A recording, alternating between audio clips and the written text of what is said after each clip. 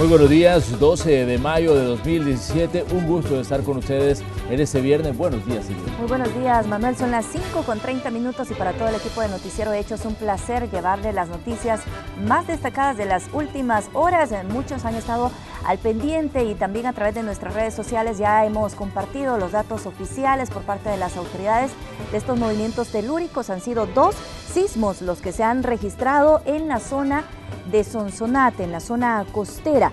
El primero, según datos del Ministerio de Medio Ambiente y Recursos Naturales, se registró a las 4:41 con una magnitud de 6.2 y tuvo su epicentro frente a la costa de Sonsonate, a 90 kilómetros al suroeste de la playa Los Cóbanos.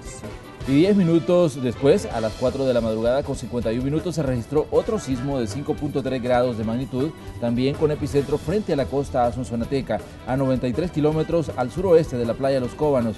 De momento, pues no se tienen reportes de daños, solo los datos oficiales que seguramente todo el mundo estaba a la expectativa de este movimiento que fue un poquito largo. Se sintió largo. Bueno, yo ya estaba acá en el edificio Bicentenario, en el tercer nivel se siente un poco más intenso, quizá no lo sentimos tan fuerte, pero sí largo. Así que bueno, sabemos que también muchas personas han estado al pendiente, se han estado reportando a través de las redes sociales y nos compartían los datos que en la zona de San Salvador también fue perceptible, a pesar de que su epicentro ha sido prácticamente en el occidente del país. Así es, bueno, ahí tiene el dato usted, fue un sismo el primero de 6.2 grados y el segundo de 5.3, lo que bueno nos ha despertado esta mañana de viernes en algunas partes del territorio nacional. Por ahora los organismos de socorro como bomberos, Cruz Roja y otros organismos como comandos de salvamento pues no reportan daños de... ¿Qué tipo de planes podemos hacer? Por el momento regresamos con Manuel y con Célida. Bueno, así es, vamos a examinar qué es lo que está pasando con más datos desde el Ministerio de Medio Ambiente y Recursos Naturales. Ya el periodista Néstor Hernández está listo en esa cartera de Estado para darnos los datos que tienen sobre los sismos y también sobre otras informaciones que ahí se están registrando. También se une a nosotros Julio Guevara, quien nos va a dar un reporte de tráfico, pero vamos a comenzar con Néstor debido a esta situación que generó pues los sismos de esta mañana. Néstor, buenos días. Buen día, Néstor, y también preocupa mucho el tema, sobre todo para las personas que viajan a la zona occidental del país, sobre todo porque todavía se mantienen las restricciones en la carretera Los Chorros y muchos estarán preguntando qué va a pasar con este tramo, si estos movimientos que se registraron hoy por la mañana son motivo de alarma. Adelante con tu reporte, Néstor. Bueno, compañeros, mencionaban ustedes, fueron 2 sismos, uno a las 4:41 de la mañana, otro a las 4:51, y para tener más información al respecto y conocer cuál es el alcance de estos mismos sismos, se encuentra con nosotros el sismólogo de turno acá al Ministerio de Medio Ambiente y nos va a comentar exactamente cuáles son los datos que ustedes registraron hasta el momento, nos pudiera ampliar un poco y también hay un poco de curiosidad en como en cuánto tiempo puede haber durado cada uno de los sismos, porque primero sí, mucha población decía que fue un poco largo en este caso, pero buenos días, si nos pudiera comentar más. Bien, buenos días. Bien, para el primer sismo, como bien lo decía, a la hora 4:41 con una magnitud de 6.2 y una profundidad de 12 kilómetros. Estos sismos son muy diferentes a los que, bueno, estuvimos acostumbrados en las últimas semanas, ¿verdad? Estos sismos son más largos. El primer registro duró aproximadamente 60 segundos. ¿Por qué 60 segundos? Bueno, la fuente es allá en el océano. Obedece a la subducción entre la placa de los Cocos y la placa del Caribe. Recordemos que nuestro país está asentado sobre esas placas y el movimiento de ellas genera sismos, la liberación de energía. El segundo fue de 5.3 y también en la misma zona. Igual, lo percibió la población allá en Sonsonate, tenemos reporte que ya lo han percibido, no así el de 6.2, ese lo percibimos acá incluso en San Salvador. La mecida fue larga, pero poca, ¿verdad? No fue tan intenso. Hablando de intensidad, ¿cómo se sintió en la zona de Sonsonate y también en San Salvador? ¿Cuál habría sido la intensidad en este caso? Acá en San Salvador tuvimos una intensidad de 3, es decir, la mecida usted la percibió, lo movieron un poquito, digamos, la silla. Allá en Sonsonate sí lo percibieron un poquito más, porque obviamente la fuente estaba más cerca de ellos, el epicentro está muy cerca de Sonsonate. En este caso quisiera saber también si de parte de Protección Civil no han emitido algún tipo de aviso, alerta o algo de alguna situación que se haya producido, porque sabemos que ustedes también mantienen coordinación con ellos, aunque no es directamente ya ustedes los que están pendientes de esto, pero ¿ha habido algún tipo de alerta hasta el momento de algo que haya sucedido? No, el monitoreo continúa. Protección Civil nos estaba enviando información que están haciendo un barrido en la zona, pero no hay ninguna amenaza de tsunami para el país. Es un sismo completamente normal, dada la localización y la profundidad.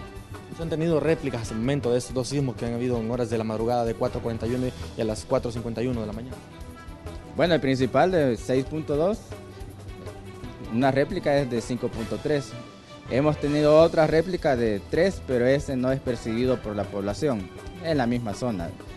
Hasta este momento nuestros aparatos están instalados en todo el país para que logren percibir una señal adecuada. Ok, muchísimas gracias, muy amable. Bueno, compañeros, amigos televidentes, ya escuchaban ustedes los detalles acerca de estos sismos en horas de la madrugada, así que la población debidamente informada. Un sismo, el primero, ya lo decía el sismólogo, duró cerca de 60 segundos, así que es parte de la curiosidad que tiene la población también de conocer cuánto tiempo dura en este caso, y mencionaba que todavía no se tiene ningún reporte por parte de Protección Civil. Vamos a estar pendientes nosotros también para conocer si hubo algún tipo de afectación en cuanto a estos sismos. Así que, compañeros, desde el Ministerio de Medio Ambiente regreso con ustedes.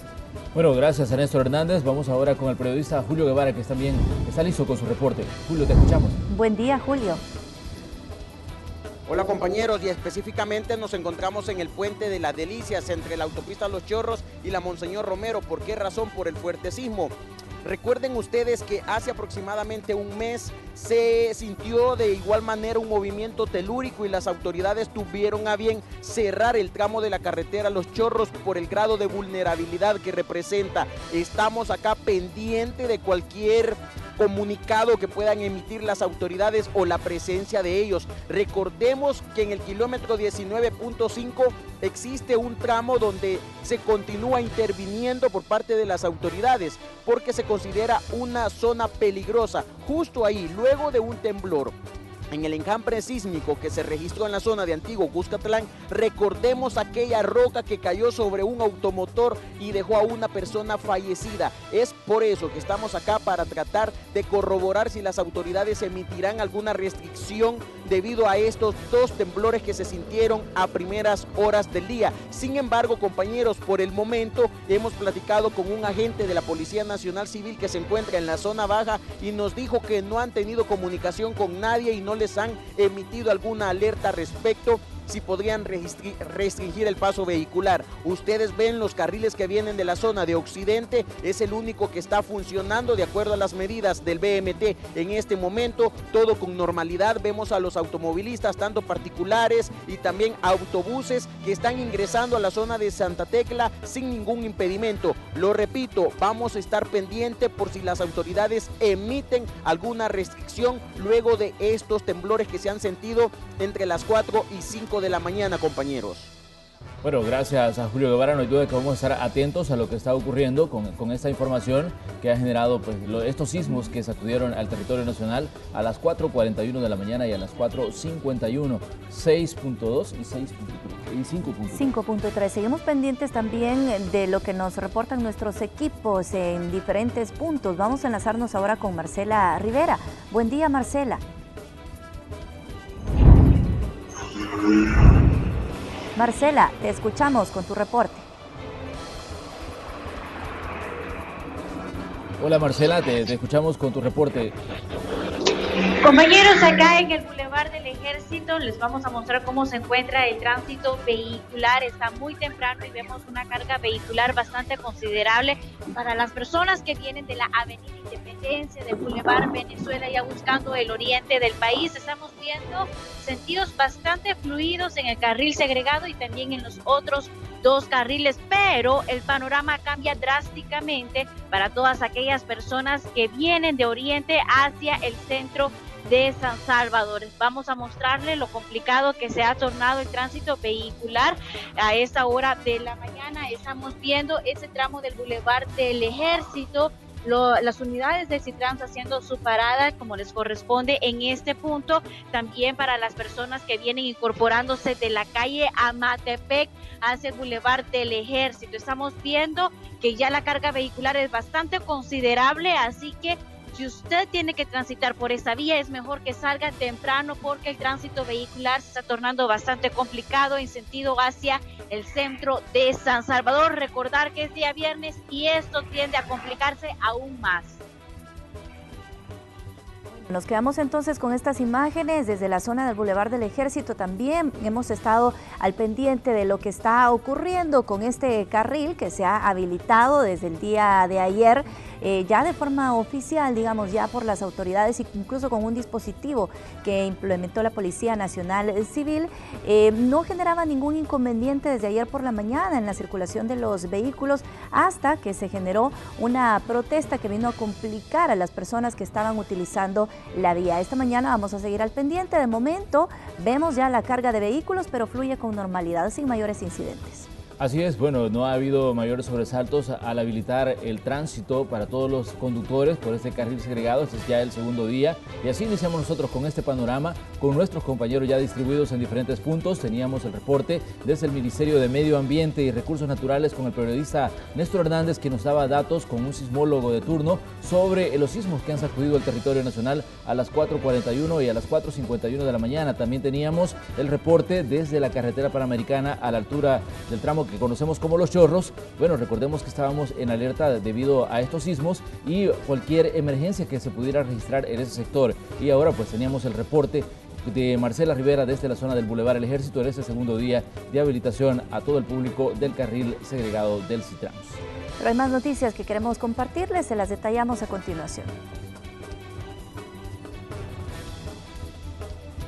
Diputados debaten si la explotación del carril segregado creado para que circulen las unidades del Sistema Integrado del Transporte del área metropolitana debió pasar por la Asamblea Legislativa.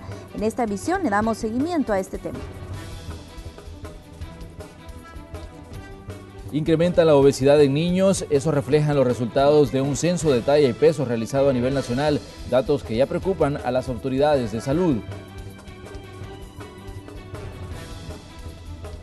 1.8 toneladas de drogas fueron destruidas por las autoridades. Hablamos de marihuana y cocaína. Y en la Asamblea Legislativa no hubo acuerdo para aprobar 48 millones de dólares requeridos para la atención de emergencias. Arena condiciona sus votos a que se dé luz verde a una reforma electoral que evite el transfugismo.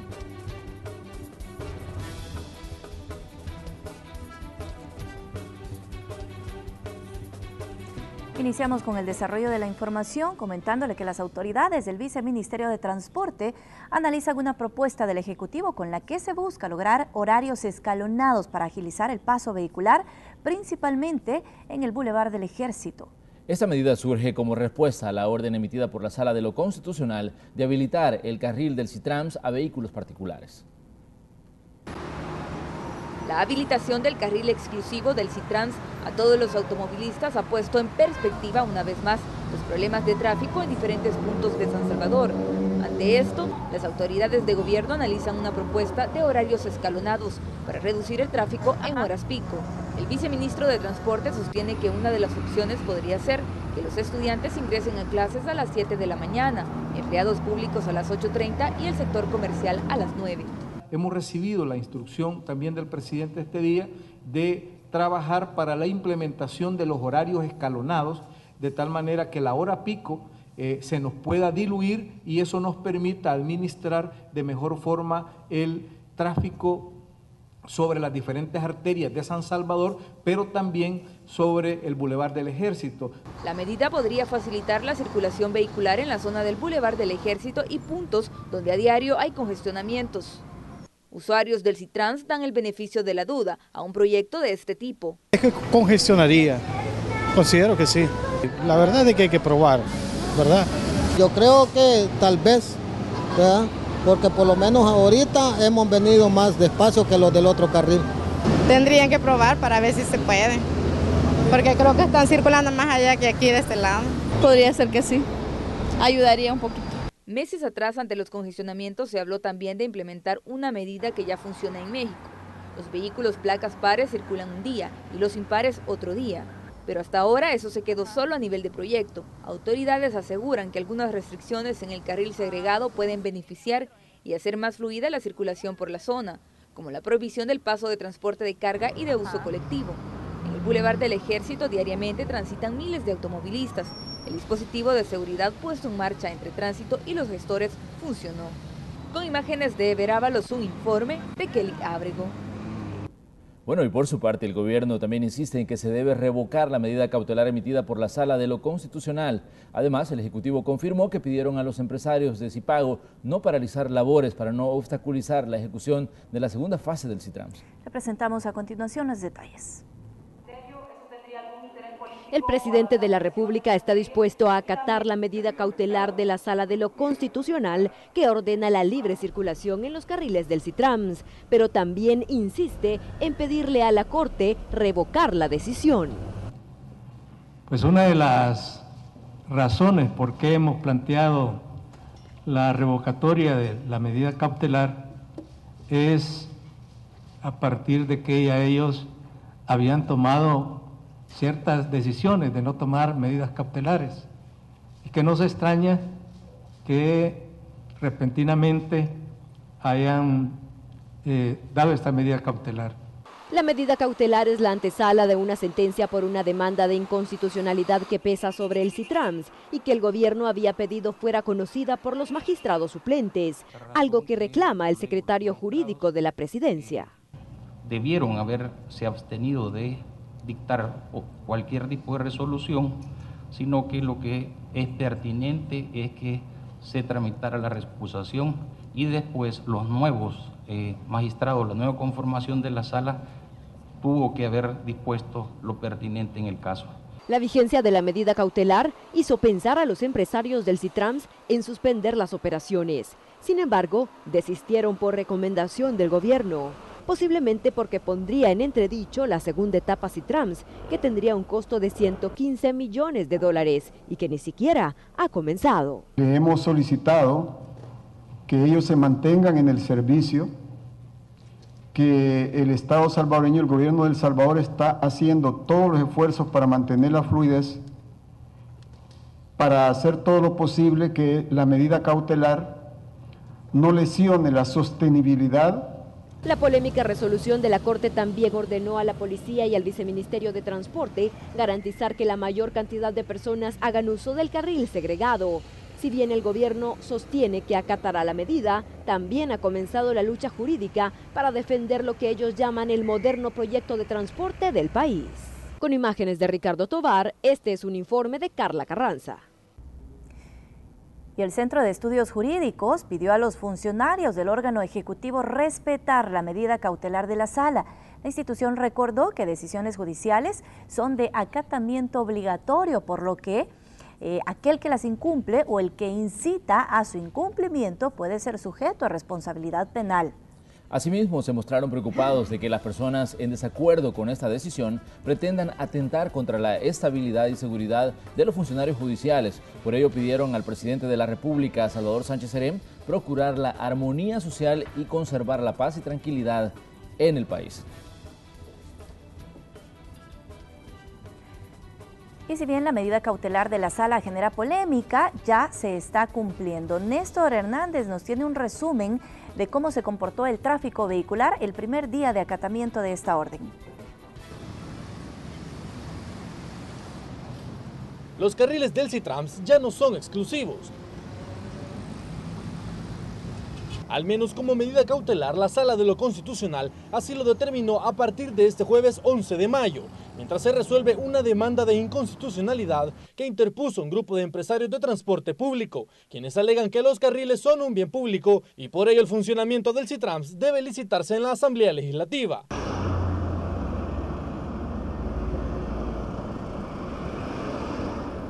Solo en el Boulevard del Ejército, más de 50.000 automovilistas circulan a diario para llegar a su lugar de trabajo o estudio. Así fue como miles de salvadoreños madrugaron para evitar retrasos ante la incertidumbre.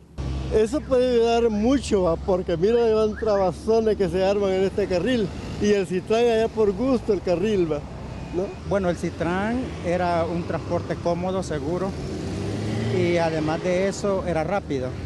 Ahora pues ya pasa a ser simplemente un transporte más como lo común y corriente.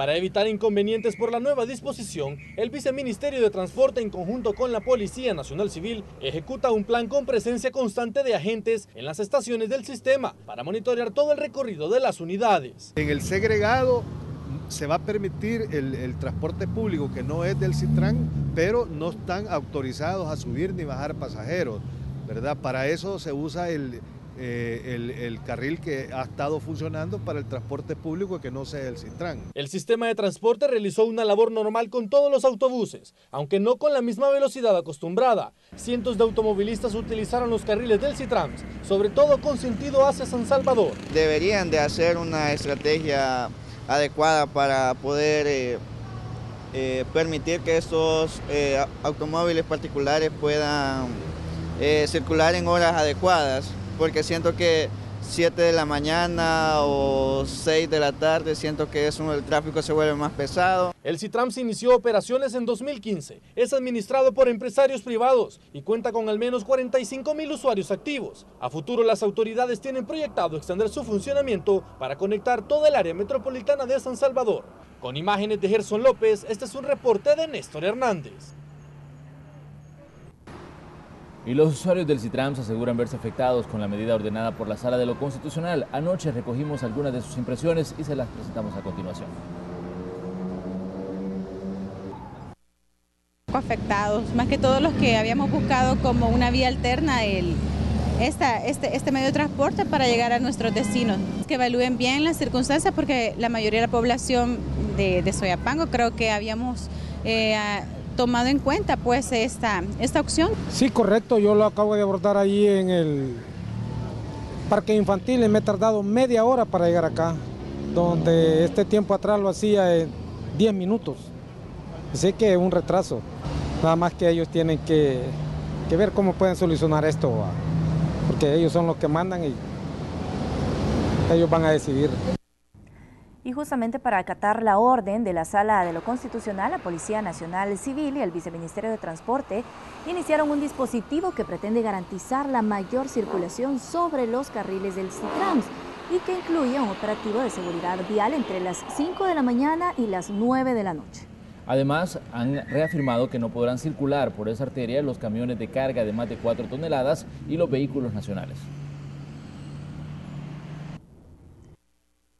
Dándole cumplimiento a esa medida cautelar, hemos recibido la instrucción también del presidente este día de trabajar para la implementación de los horarios escalonados, de tal manera que la hora pico se nos pueda diluir y eso nos permita administrar de mejor forma el tráfico sobre las diferentes arterias de San Salvador, pero también sobre el Boulevard del Ejército. Estaremos cubriendo principalmente y de forma fija 13 intercepciones. Tendremos además equipos de presencia móvil en todo el recorrido y hemos designado específicamente para atender en el recorrido del Citrans equipos de investigación de accidentes de tránsito por si esto se presenta. Y el magistrado de la Sala de lo Constitucional, Sidney Blanco, explicó las razones por las que tomaron esta decisión de ordenar habilitar el paso de los vehículos particulares en el carril segregado del Citrans. Escuchemos sus declaraciones. A través de esta resolución, nosotros no pretendemos separar a la población, unos que apoyan la decisión, otros que están en contra de la decisión, que si hay un tráfico vehicular y una lentitud, que la sufran todos por igual, o al contrario, que si hay una fluidez vehicular, que la disfruten todos por igual, que no queremos que hayan unos sectores más favorecidos que otros, sino que se utilicen de manera equitativa estos espacios públicos que hoy por hoy han sido cuestionados de inconstitucionales, y la Sala no ha emitido una sentencia definitiva, pero ha considerado que es justo que estos bienes de uso público se utilicen de manera equitativa por la mayor cantidad de la población. Bueno, y mientras tanto, esta situación también está generando debate en la Asamblea Legislativa. Los cuestionamientos del proyecto se generan en torno al uso que se da al carril segregado. Veamos. La última decisión de la Sala de lo Constitucional ha generado un debate en la Asamblea Legislativa. Los diputados discuten si era necesario llevar el proyecto del Citrans para su concesión a este órgano de Estado. El Viceministerio de Transporte, a través de su titular, tiene que venir a la Asamblea para poder concesionar este tipo de servicios. El BMT nunca hizo las regulaciones necesarias, nunca ordenó el tránsito en el carril de asfalto. Los cuestionamientos no solo son por la concesión, sino también el proceso de licitación y otros beneficios que obtuvieron los empresarios del Citrans. Lo que pasa es que aquí llamaron a un grupo de empresarios amigos del gobierno y le dijeron: conforme una empresa y le voy a dar a usted la oportunidad, primero le voy a ir a construir un carril, este carrilito, y le voy a construir una terminal y que cueste 45 millones de dólares a los salvadoreños. Pero en defensa del gobierno aparece el FMLN, asegurando que no es necesario concesionar el Citrans porque la administración continúa siendo pública. No debe de venir porque no se está concesionando, su funcionamiento lo está haciendo el Estado salvadoreño. Lo único que se le ha dado a una empresa es que brinde el servicio de trasladar a los pasajeros.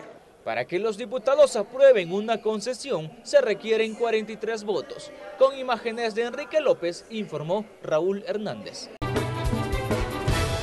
Gracias por continuar con nosotros en este día viernes 12 de mayo. Estamos aquí reunidos con los compañeros de Noticiero Hechos, por supuesto listos para continuarles informando. Un día un tanto diferente. Hay lluvia en diferentes puntos, Linda. Sí, hay lluvia. De hecho, pues se espera, como ya decíamos, en la zona costera, en la zona alta montañosa. De hecho, es bastante común también que se genera acá.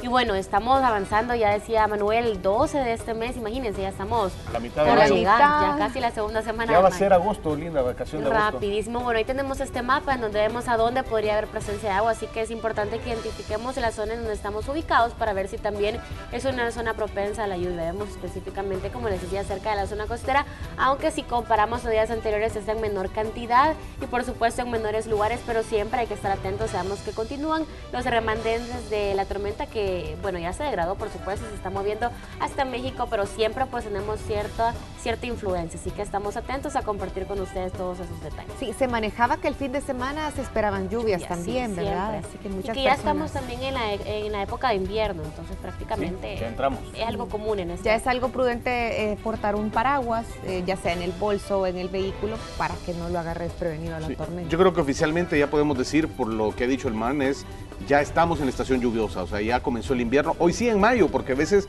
se retrasa y empieza hasta en junio, julio, pero hoy sí se le hará honor a los sonpopos de mayo, porque sí estamos en el mes en el que van a comenzar a salir. Y estamos pendientes también que el Ministerio de Medio Ambiente dé las proyecciones en cuanto al clima para los meses que faltan de este año. Decían que era niño. Ahí van a decir si el país está siendo, digamos, afectado en alguna medida por el fenómeno del Niño que ha estado provocando sequías en años anteriores. La Niña se caracteriza por lluvias. ¿Sí? Entonces vamos a estar atentos a ver qué es lo que dice Lina Paul y su equipo de expertos también para conocer cuáles son las proyecciones para los próximos meses en cuanto al clima.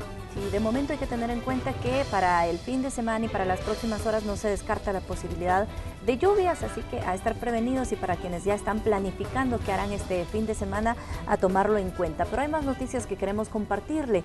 Un menor de 16 años fue asesinado al interior de su vivienda ubicada en la colonia 1 de enero de San Salvador. Junto con la víctima, una mujer de 33, embarazada, resultó herida y fue llevada a un hospital. Fue en su vivienda, ubicada en el pasaje 36 de la colonia 1 de enero en San Salvador, donde un menor de 16 años fue asesinado por varios sujetos. Junto con el menor, una mujer de 33 años que estaba embarazada resultó herida. Varios sujetos le hacen varios disparos de arma de fuego a la víctima, producto del cual fallece en el momento. Encontraban acá en la entrada del pasaje y es donde los sujetos los intersectan y le hacen los disparos de arma de fuego. La víctima fue identificada como Brian Abraham M. y si bien las autoridades no tienen aún sospechosos por el ataque, de acuerdo con familiares y vecinos, el hecho puede tratarse de un ataque por disputa de territorio por parte de dos pandillas, pues la calle es denominada una frontera entre ambas. Son los disparos que se oyen. Que piensan que uno va a pasar arriba y ya no información para él. La vez pasada dije que estaba con él. una chamaca le dieron rayo a los policías, solo por el hecho que le dieron rayo, la corrieron de la casa con la familia, la sacaron a la carrera. Es una información que igual estamos trabajando, no podemos en este momento adelantar más detalles sobre los hechores. Para los habitantes de la zona, los enfrentamientos entre pandillas rivales son frecuentes, por lo que esperan que las autoridades puedan aumentar sus patrullajes en la zona para evitar que hechos como este sigan ocurriendo por la lucha de los territorios. Con imágenes de José Delgado, este es un informe de Víctor Mengíbar. Bueno, y pongan muchísima atención a la siguiente información. Para evitar ser víctima de estafa, autoridades alertan sobre una manera en la que bandas criminales que operan desde Guatemala pueden hacerle creer a usted que es ganador de premios solo para robar su dinero. Pero escuchemos cómo están operando estos grupos a continuación. Tras el caso de presuntas estafas que se han hecho desde Guatemala a ciudadanos salvadoreños de poder ganar premios al participar en concursos o rifas, la Superintendencia de Bancos de Guatemala advirtió a la población que no participe y no se deje engañar. La estafa se basa en que la persona participe haciendo un depósito en efectivo a la cuenta de un sujeto quien se identifica como colaborador de la SBG para ganar $35.000. De esta manera, la institución recalcó que ni la Superintendencia de Bancos guatemalteca ni la Superintendencia del Sistema Financiero realizan concursos, premios o rifas de ninguna naturaleza en ningún momento y bajo ninguna circunstancia. Además de no dejarse engañar ni dejarse atraer por premios, viajes o automóviles, menos hacer depósitos de dinero en cuentas particulares. En Guatemala ya se hicieron denuncias sobre el caso y se están realizando las investigaciones correspondientes. Es así como la Superintendencia del Sistema Financiero hace un llamado a los salvadoreños a denunciar o notificar a la Fiscalía General de la República si se tiene conocimiento de algún caso para hacer el proceso pertinente. Para Noticiero Hechos, este es un informe de Gabriela Sosa. Bueno, datos importantes, si a ustedes le llaman o le envían mensajes, no prestarle atención a este tipo de cosas, porque la mayoría de veces, al final, pues son estafas disfrazadas de premios. Hay que tener mucho cuidado. Y bueno, también le queremos comentar que representantes de la Asociación de Distribuidores de El Salvador se reunieron con autoridades policiales para establecer estrategias conjuntas a fin de disminuir el índice delictivo. Entre los delitos de los cuales son víctimas se encuentran la extorsión y el robo de mercadería. Furgones que se roban y en pocas horas o en pocos minutos los trasladan, bajan toda la mercadería, la reparten en camiones más pequeños y cuando nosotros logramos encontrar el camión, ya está vacío. También los asaltos donde tripulaciones que han entregado producto y quizás llevan dinero del cobro del producto son asaltadas y se les roba de todo el efectivo que llevan. Y la más común ahora, tanto para las empresas que distribuimos como para nuestros clientes, que son las tiendas, supermercados, los mercados municipales, es el tema de las extorsiones. Se está trabajando principalmente también en lo que son las fronteras. Hay un dispositivo especial con lo que es la Fuerza Armada en puntos fronterizos no habilitados o los famosos pasos ciegos, y ahí también se está tratando de controlar lo que es el contrabando de mercadería que de alguna forma les afecta. Bueno, y seguimos hablando de temas de seguridad. Al menos 2 toneladas de droga valoradas en $50 millones fueron destruidos en Ilopango. Inmar Batres nos presenta más detalles de esta información en el siguiente reporte. Durante este año, la policía y fiscalía han decomisado al menos 2.000 kilos de varios tipos de drogas. Sin embargo, el proceso para su destrucción lleva tiempo. Ejemplo de ello son estas 1.8 toneladas de narcóticos, en su mayoría marihuana y cocaína, que fueron incautadas en diferentes puntos fronterizos del país. Después de 6 meses, fueron destruidos por las autoridades en Ilopango. El valor lo cual asciende, el valor comercial de ese tipo de droga es de más de $50 millones. Con este caso también de droga y cocaína se está haciendo la destrucción de más de 32.000 gramos de droga marihuana, que también ha sido varias incautaciones que se han dado en la frontera del país vía terrestre. Es del año pasado, la mayoría de los casos. Es un grupo en conjunto el cual desarrolla la destrucción. Participa personal de la División Antinarcóticos de la Policía Nacional Civil, personal de la Dirección Nacional de Medicamentos, de la División de Policía Técnica y Científica, también de la Policía y Fiscalía. Y es que El Salvador continúa siendo un corredor de droga hacia México y Estados Unidos. La División Antinarcóticos dice que las personas que trasladaban esta droga que fue incinerada provienen principalmente de países sudamericanos. Los narcotraficantes han cambiado su operación. Antes venían, digamos, en lancha y esperaban que se la recibieran y después llevarla. Últimamente lo que hemos estado observando es que la traen hasta cierto punto y allí pues la desembarcan y la dejan con algunos localizadores, las cuales después las personas que para quien va la recogen y la llevan. La mayoría ecuatorianos y colombianos. En las últimas semanas, las autoridades han destruido al menos 125 millones de dólares en ese tipo de ilícito. Con imágenes de Gonzalo Tejada, informó Inmar Batres. Bueno, y más adelante vamos a hablar sobre la situación de las cárceles, la población carcelaria, una situación que las autoridades consideran alarmante. Son las 6:19, hacemos una pausa comercial y regresamos enseguida. Quédese con nosotros.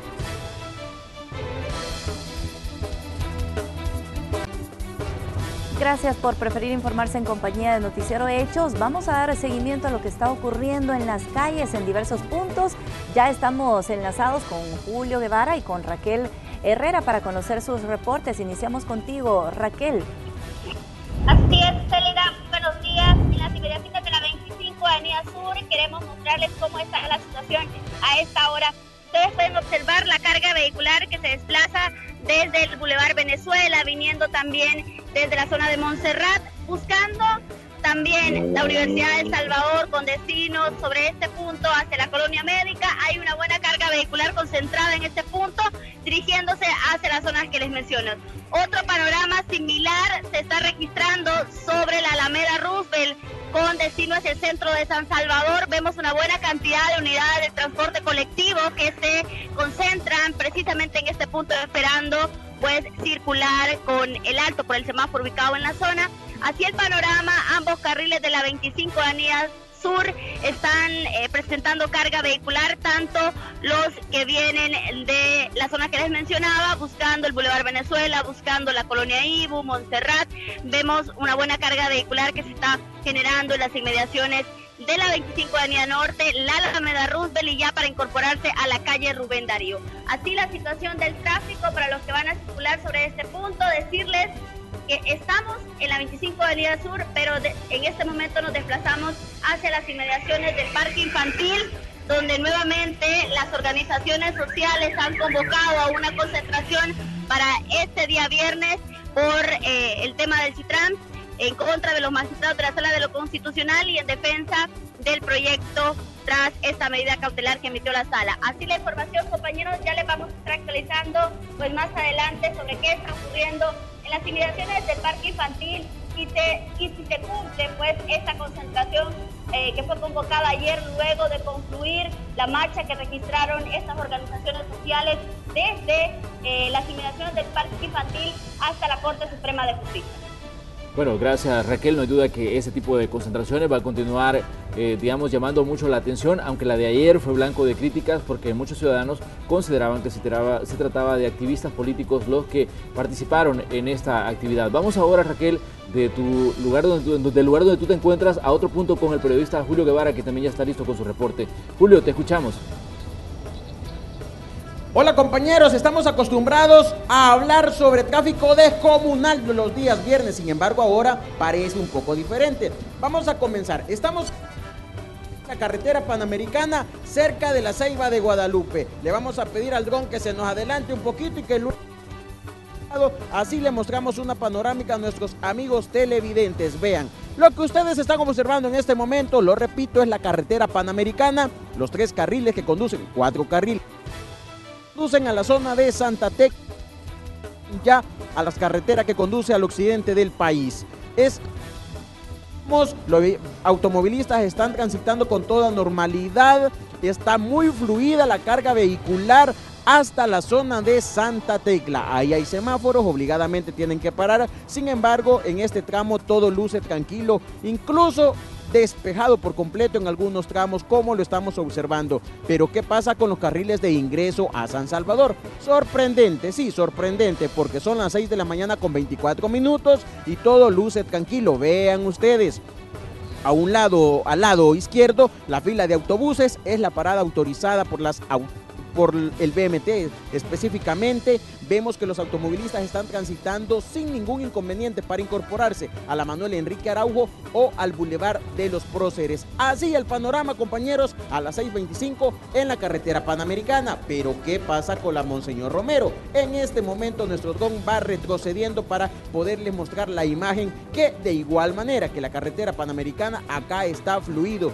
Y si usted se pregunta qué pasó con la autopista a Los Chorros luego de los temblores, les comento que las autoridades no han dado a conocer ninguna restricción, así que los horarios se mantienen. Y vean ustedes toda esta carga vehicular que ven en la Monseñor Romero, precisamente la mayoría es la que ingresa desde la zona de Occidente que toma esta vía. Está fluido, muy fluido. Si usted busca el occidente del país, está menos complicado y les cuento por qué. Recuerden que en este momento es imposible transitar a occidente vía Los Chorros. Es por eso que la carga vehicular prácticamente que ustedes ven en los sentidos a occidente son los automovilistas que ingresan a la zona de Santa Tecla vía esta arteria. Y de regreso de occidente para San Salvador, acá buscando el empalme de los Próceres, todo está tranquilo. Compañeros, bonito el tráfico y favorable para los amigos automovilistas que en algunos minutos piensan transitar en las arterias que les hemos mostrado. Gracias por continuar con la señal de Canal 12. Vamos ya al espacio de la entrevista correspondiente a ese viernes 12 de mayo. Como siempre, vamos a tomar unos segunditos para saludar a las personas que nos acompañan todos los días a través del canal 181 del sistema Sky y también para saludar a las personas que nos sintonizan a través de la red social Facebook. Saben, faltan exactamente 296 días para las elecciones programadas para el 4 de marzo de 2018. Así que vamos a hablar de temas electorales, pero como siempre comenzamos poniendo hechos en contexto. El calendario electoral sigue marcando fechas que nos acercan cada vez más a las urnas, en las que se elegirán a 84 diputados y 262 alcaldes. El Tribunal Supremo Electoral esta vez está contra el reloj porque tiene que hacer un cambio de planes debido al recorte de 14.1 millones de dólares al presupuesto para organizar las elecciones de 2018. El tribunal anunció a principios de este mes que de manera apresurada prepara un nuevo plan para los comicios. El tribunal lamentó que tardaron más de un año en diseñar el plan, respondiendo a las sentencias de la Sala de lo Constitucional de la Corte Suprema de Justicia, que incluyó el Seminario Público de Evaluación de Elecciones 2015. El presupuesto aprobado no fue el requerido, que sumaba 39 millones de dólares, y señala que a pocos meses de los comicios el recorte obligará a reformular el plan electoral. El monto solicitado fue respaldado por los técnicos del Tribunal Supremo Electoral que siguieron paso a paso el proceso de formulación del Plan General de Elecciones, PLAGEL 2018, el cual fue examinado y aprobado por el organismo colegiado previo a su revisión a la cartera de Hacienda. El Ministerio de Hacienda consideró que algunas cifras contenidas en el documento, sin embargo, eran excesivas y el ministro de Hacienda, Carlos Cáceres, las tachó de despilfarro y recomendó a la Asamblea hacer un recorte, y la Asamblea le tomó la palabra y aprobó un presupuesto de 25.8 millones de dólares, cuando el tribunal había solicitado 39.9 millones, es decir, un 35.3% menos. Pero ¿qué consecuencias puede traer esta reducción presupuestaria? Algunos magistrados han adelantado que no se podrá esperar resultados de los comicios para el mismo 4 de marzo, día de la elección. El recorte presupuestario impactará negativamente en áreas estratégicas del proceso electoral, tales como capacitación electoral, organización electoral, transmisión de resultados electorales preliminares, publicidad y prensa, entre otros, señaló en su momento el tribunal en un comunicado. Los magistrados dicen que la falta de fondo les afectará en el conteo de los votos, ya que no podrán adquirir los equipos tecnológicos que habían previsto comprar, ni tampoco hacer las capacitaciones suficientes para entrenar a las juntas receptoras de voto en la contabilización de los mismos, dado la complejidad que conlleva el voto cruzado. En el caso de los diputados y la integración de los consejos plurales municipales. Además, destaca que al finalizar el proceso electoral de 2015 fueron felicitados por el gobierno por la liquidación oportuna del presupuesto y por haber devuelto al Fondo General de la Nación 2.4 millones de dólares. A pesar de todo esto, el tribunal se ha comprometido a cumplir y hacer cumplir la voluntad popular soberana expresada en las urnas, por lo que insta a la ciudadanía en general a tener la absoluta confianza que se garantizará el derecho al ejercicio del sufragio libre, directo, igualitario y secreto. Con estos puntos, comenzamos la entrevista de este viernes. Bueno, y vamos a saludar a nuestro invitado, el doctor Julio Olivo, presidente del Tribunal Supremo Electoral. Doctor, bienvenido a Canal 12 una vez más. Bueno, gracias a usted por invitarme y como siempre estamos dispuestos a poder compartir, ¿verdad?, alguna información acerca del Tribunal Supremo Electoral. Bueno, doctor, me gustaría que comenzáramos hablando de esa misión oficial en la que han estado trabajando ustedes y bueno, también en la que se ha logrado una donación importante de equipo para el Tribunal Supremo Electoral de nuestro país.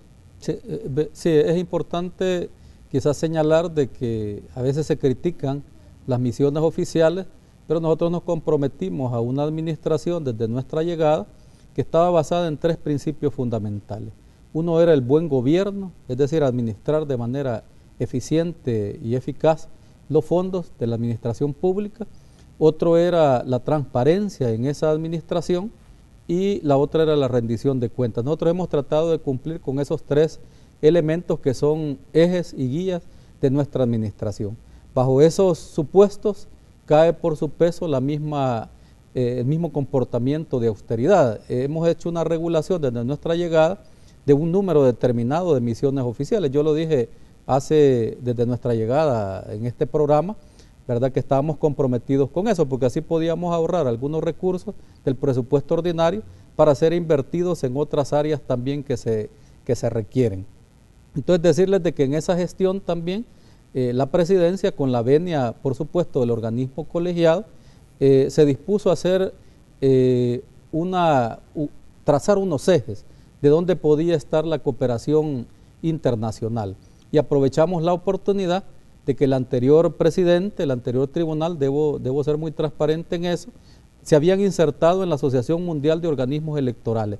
De hecho, nos toman como fundadores de este importante cónclave mundial, que como ya lo he señalado, agrupa 106 organismos electorales de diferentes países o de este número de países del mundo.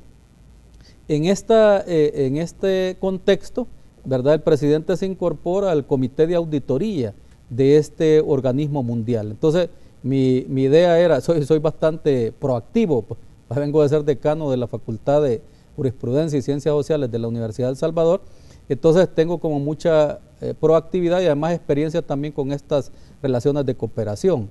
Así es de que me dispuse a solicitar cooperantes, ¿verdad?, y uno de ellos era aprovechar este espacio de la Asociación Mundial de Organismos Electorales. Así es de que el año pasado firmamos un convenio, rastreando por supuesto al secretario general de este organismo, desde varios países como Dominicana hasta la India, porque nosotros no estábamos dentro de la lista de cooperantes, sino que habían otros países como Kirguistán, por ejemplo, sí, la ex Unión Soviética, que tenía una cooperación número 1, estos países de Europa del Este que habían tenido problemas con sus elecciones. Otros países también eran de África, ¿verdad?, Sudáfrica y Kenia, también porque formaban parte de la Asociación Mundial, y así sucesivamente. Entonces, mi propósito fue colocar a El Salvador como uno de los países cooperantes, y sobre todo porque en el mundo electoral se creía de que los problemas de El Salvador estaban resueltos con la contratación de una empresa, que esa empresa tenía hasta nombre y apellido.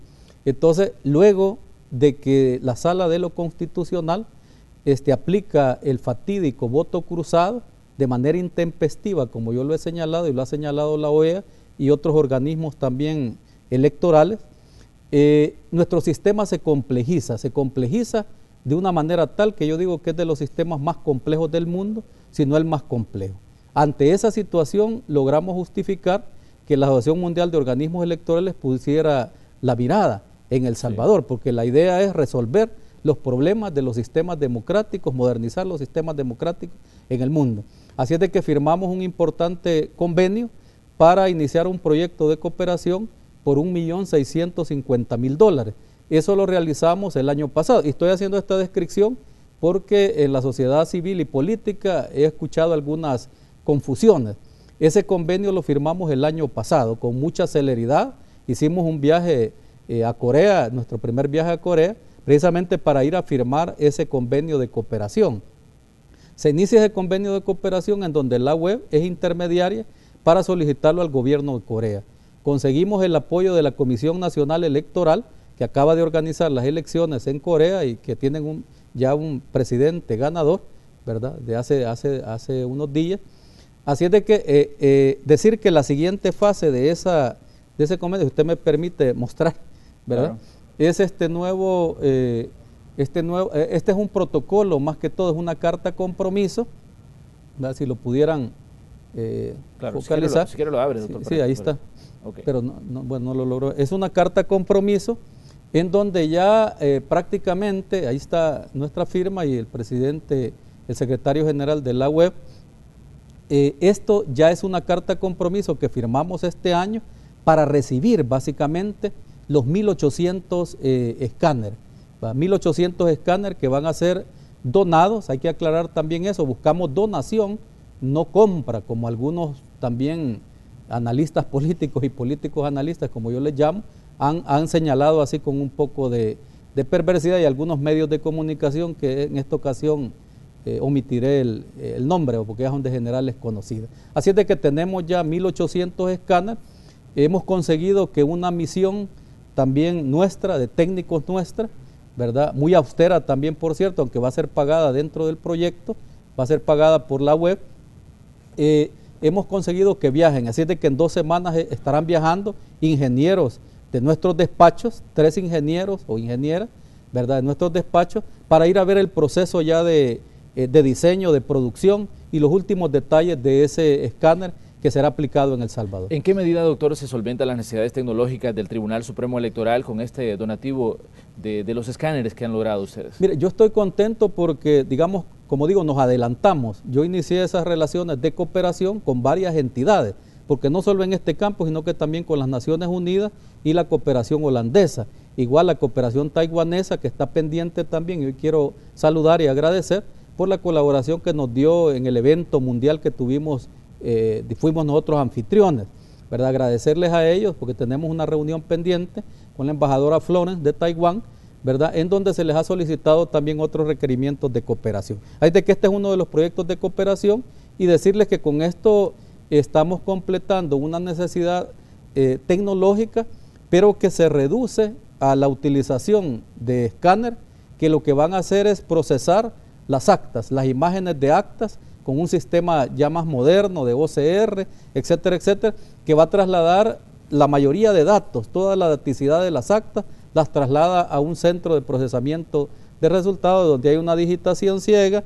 y las actas que vayan con errores se corrigen en ese otro momento con la vigilancia adecuada, etcétera, etcétera, incluso de la Junta de Vigilancia Electoral, que por cierto nuestra ley electoral señala que a ellos hay que informarle, y la Junta de Vigilancia Electoral ha estado muy pendiente también en su parte de vigilancia y de asesoría, con quien vamos a tener una reunión en esta semana que viene, para efecto de que ellos puedan empaparse de esto. Decirle de que el escáner que se va a utilizar, por la lectura que nosotros hemos hecho y por las reuniones que hemos tenido con diferentes actores de este proceso electoral, principalmente partidos políticos, que nosotros somos el árbitro, pero ellos son los jugadores, digámoslo así, igual que los candidatos no partidarios, si los hubiera, a ellos debemos ese respeto porque son los actores, y agradecerles también porque en la Comisión de Reformas Electorales y en la Comisión de Hacienda siempre nos han tratado muy bien cuando llegamos. Así de que con esto estamos resolviendo, a propósito del recorte al presupuesto, estamos resolviendo un tema importante porque estamos hablando de 1.800 escáneres, para lo cual no va a haber recurso presupuestario, valorados en cerca de $2 millones. De hecho, firmamos otro compromiso por $200,000 para la capacitación técnica que realizará la Asociación Mundial de Organismos Electorales. Yo creo que lo importante es también el respaldo que tenemos de ese organismo mundial, que allí se inventan, en Corea es una primera potencia en materia tecnológica, ahí de que usted puede resolver cualquier problema que tenga de tecnología también con ellos. Doctor, hay aspectos importantes que me gustaría que habláramos sobre el proceso electoral. Como decíamos en un principio, estamos a 296 días de un proceso electoral programado para el 4 de marzo de 2018. Ustedes como Tribunal Supremo Electoral habían solicitado un presupuesto de 39.9 millones, pero en la Comisión de Hacienda, al final en la Asamblea Legislativa, se les aprueba solo 25.8 millones. ¿Cuál es el impacto que tiene, digamos, en un proceso de organización de unas elecciones, un recorte de 14 millones? ¿Cuál es, digamos, su lectura sobre este recorte y el impacto que puede tener en este proceso? Bueno, yo en la presentación que hacíamos en la Asamblea Legislativa, yo hacía como un poco conceptualizaba. En el presupuesto de 39.9 millones que nosotros solicitábamos al ministro de Hacienda y a la honorable Asamblea Legislativa, conocedores también de la crisis fiscal, ¿verdad?, que existe en las arcas del Estado y que hay necesidad de recursos para educación, para salud, etcétera, etcétera. Nosotros estábamos claros de eso. Necesitábamos 39.9 millones, algo así como para un modelo que nosotros queremos implementar. El mejor modelo para hacer, si quiere, la mejor de las elecciones en el país. Claro, nos dan 25.8 millones. O sea, eso es un modelo, digamos, si usted quiere, en una jerarquía, ¿verdad?, alta, existiría como una jerarquía donde estaría el modelo A, el modelo B y el modelo C. Yo consideraría que Hacienda nos ha dado para un modelo B, para hacer unas buenas elecciones. Yo debo de hacer ese llamado a los compañeros y compañeras magistradas, ¿verdad? Hay un modelo B que es el dibujo exacto de la crisis por la que nosotros mismos atravesamos en cuanto a recursos económicos. Si quiere, por lo que han hecho también otros en el pasado, digámoslo así, de que se gastó mucho, a lo mejor, de las arcas del Estado, y hoy nosotros estamos viviendo el periodo de las vacas flacas, ¿verdad? Digámoslo así. Así es de que yo lo decía y los diputados y diputadas de la Comisión de Hacienda creo que lo percibieron muy bien, ¿verdad?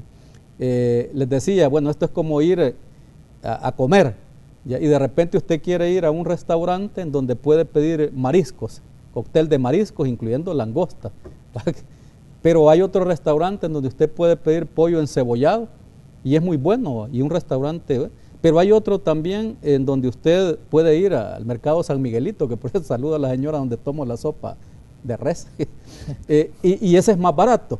Entonces no vamos a comer langosta, ¿va?, pero sí habrá pollo encebollado o bistec encebollado, eso sería, y en un restaurante también bastante modesto, que no va a ser nada despreciable. Hablando del restaurante modesto, doctor Olivo, me llama mucho la atención. Ya le está dando hambre. Sí, exactamente. Las declaraciones que daba el señor ministro de Hacienda decía, él se refería a usted como un hombre austero, decía, pero también señalaba que en algunas partidas del presupuesto de 39.9 millones, decía, al tribunal se le había ido la mano.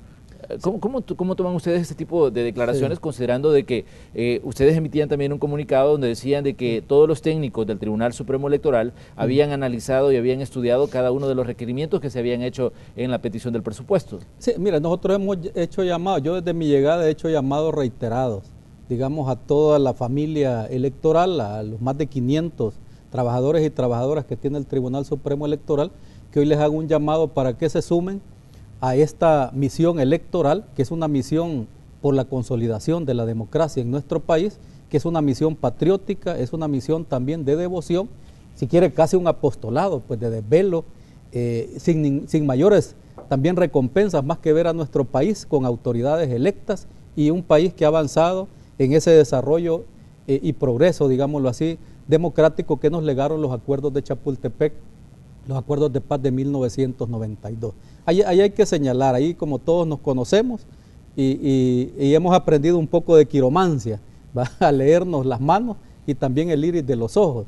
Entonces, hemos hecho llamados a la transparencia, a la austeridad, al uso eficiente y eficaz de los recursos, en fin, a que vamos a rendir cuentas, entonces nada debe estar oculto, ¿verdad? Igual que nuestras misiones oficiales, que más de algún medio por ahí morboso las publica, pero basta que usted ingrese a nuestra página web y ahí las va a encontrar. Entonces, lo único que hacen es justaponer datos o inventar alguna historia alrededor de esos datos, pero los datos ahí están con toda transparencia, nadie oculta nada. Así es de que debo ser muy sincero en esta parte, sí, hay un montón de técnicos y muy buenos, digámoslo así, en todas las áreas. Y por eso vamos a mandar unos técnicos a Corea que manejan el programa Java, etcétera, etcétera, para que puedan observar de primera mano la construcción de estas máquinas y no volver a tener las falencias que tuvimos en la parte informática en, digamos, la ocasión anterior. Entonces, todavía hace falta otra parte de ese componente informático. Pero volviendo al tema del presupuesto, decirle de que hay ciertos datos que se plantean por los técnicos, obviamente que no son los más austeros. Y entenderá de que usted no tiene pleno control de esa parte. Es decir, de repente usted puede aprobar un monto para combustible, para decirle algo. Sí. Venimos de presupuestos de 80 millones. Oiga bien, 80 millones y hicimos ejercicios de plenarias, trabajo de grupos. A mí me gusta mucho esas metodologías porque yo me formé en ese tema de las metodologías. Hay gente que no tengo problema con diseñar una metodología de acuerdo a la problemática que usted tenga en aras de resolverla. Así es de que armamos comisiones, armamos equipos, grupos de trabajo y esto se trabajó, como le digo, de manera muy técnica, muy metodológica, siquiera hasta psicopedagógica, en donde cada quien planteó sus presupuestos. Obviamente yo no soy experto en finanzas públicas ni experto en temas así, pero sí puedo detectar de repente que me están planteando que va a utilizar 1,5 millones para decirle, para combustible, cuando reviso que todavía, por ejemplo, tenemos combustible de la elección anterior. Entonces esas cosas, digamos, de repente no nos cuadran. Sí. Y de repente cuando usted ve cuál es el presupuesto que usted gastó en la elección 2015, pese a que, digamos, nos tardamos en algunas cosas, etcétera, etcétera, o si nos tardamos más, gastamos alrededor de $350,000, por ejemplo, de combustible. Entonces no es posible que usted esté pidiendo ahora más de $1 millón para una elección, que solo son 2 elecciones, y además en aquella elección nos tardamos mucho más que lo que nos podríamos tardar en esta. Entonces esas cuestiones son las que discutimos con los magistrados y magistradas, nos ponemos de acuerdo, miren, eso no es posible, no va a ser aceptado por Hacienda, mire, pongámosle tanto, porque el presupuesto fue consensuado de esa manera, pero entenderá de que hay daticidades, por ejemplo, como esa de los alimentos que señalaba el ministro, que todavía estamos discutiendo, rasgándonos las vestiduras, ¿verdad? Allí se señalaba por el ministro que para los mismos magistrados había una fuerte cantidad de dinero también en alimentos. No creo que nosotros comamos tanto, ¿verdad? Para que nos puedan poner esa gran cantidad de presupuesto. Entonces, obviamente, a veces se habla de que vale $31, por ejemplo, en un tiempo de comida o 2 tiempos de comida. Para algunos, porque ahí depende de nuestros esquemas referenciales. Si usted va a comer a San Miguelito, sabe que come con $2.50, pero la gente le plantea presupuestos de $25, por ejemplo, para un plato de comida, o le plantea presupuestos de $12. Entonces nosotros hemos llegado en la elección anterior incluso a comprar y a contratar, porque así podemos utilizar de manera más eficaz y eficiente, sin dejar de comer, ojo, sin dejar de comer y darle alimentación, por ejemplo, al ejército, a la policía, etcétera, etcétera, o a todas las personas que participan en el proceso electoral. Hemos bajado presupuestos de $12 hasta un desayuno que le puede costar $6 o $5, que todavía es un poco elevado. Un ejemplo, doctor, de los cambios que se hicieron, por ejemplo, 13 millones para remuneraciones y al final Hacienda pues autorizaba solo 11 millones, una reducción de 2 millones en el tema de remuneraciones. Eso es para que tengamos una idea de los cambios que hubo en algunas partidas. Sí, nosotros hemos estado analizando, de hecho hoy entramos a un seminario, le quiero contar, en donde ya los programas, el llamado a cada una de las jefaturas de unidades de la Dirección de Organización Electoral hasta acreditaciones o registro electoral o los programas que han sido afectados de alguna forma con el presupuesto asignado, que es una reducción de 14 millones, que estamos plenamente conscientes de ello. Ya tenemos identificados por partida, porque yo solicité al Ministerio de Hacienda que nos enviaran cuáles eran los específicos, así se le denomina en materia presupuestaria, cuáles eran los específicos que habían sido afectados con esta reducción. Entonces ya los tenemos identificados. Entonces, ¿qué es lo que debemos de hacer? Entrar en un proceso de readecuación de esos presupuestos de acuerdo al área. Es decir, cuánto vamos a gastar. O sea, en dónde nos han reducido, identificar esas áreas, que ya las tenemos identificadas, y luego irnos con el responsable del programa, así con la misma metodología que utilizamos en la ocasión anterior, para que él pueda efectuar las reducciones, ni modo. Y algo que sí vamos a hacer, por ejemplo, este día y el día lunes, en este seminario, para que podamos readecuar lo que serían todos los componentes, el plan general de elecciones, es identificar aquellas áreas deficitarias o aquellas áreas en donde estaríamos en crisis. Le hemos hecho el llamado vehemente a cada una de las jefaturas de unidad a no, es decir, hacer crisis en cada programa, es decir, que no nos vaya a quitar, decir que el ministro de Hacienda le quitó $100,000 y que esos $100,000, por ejemplo, no van a permitir que imprimamos papeletas, por ejemplo, o imprimamos actas, o que paguemos un transporte para que puedan llegar los paquetes electorales a los centros de votación. Eso no lo vamos a permitir. Nosotros ya tenemos esa experiencia electoral, ya sabemos en dónde se ha recortado, ya sabemos en qué rubros, digamos, nosotros podemos quitar ese dinero, donde nos han quitado ese dinero, y cómo suplirlo. Además, podemos hacer reprogramaciones de un programa a otro. En fin, yo creo que hay que tener la mejor voluntad para enfrentar estas elecciones con ese presupuesto que se ha asignado. Vamos a hacer una pequeña pausa comercial, pero uno de los temas de los que se ha hablado mucho en estos últimos días, luego de que se aprobó 25.8 millones para la organización de las elecciones, es el conocimiento de resultados. Le vamos a hacer algunas preguntas al doctor Julio Olivo cuando regresemos. Con 65 votos, la Asamblea Legislativa aprobó el presupuesto especial extraordinario para las elecciones legislativas y municipales de 2018 por un monto de $25.8 millones.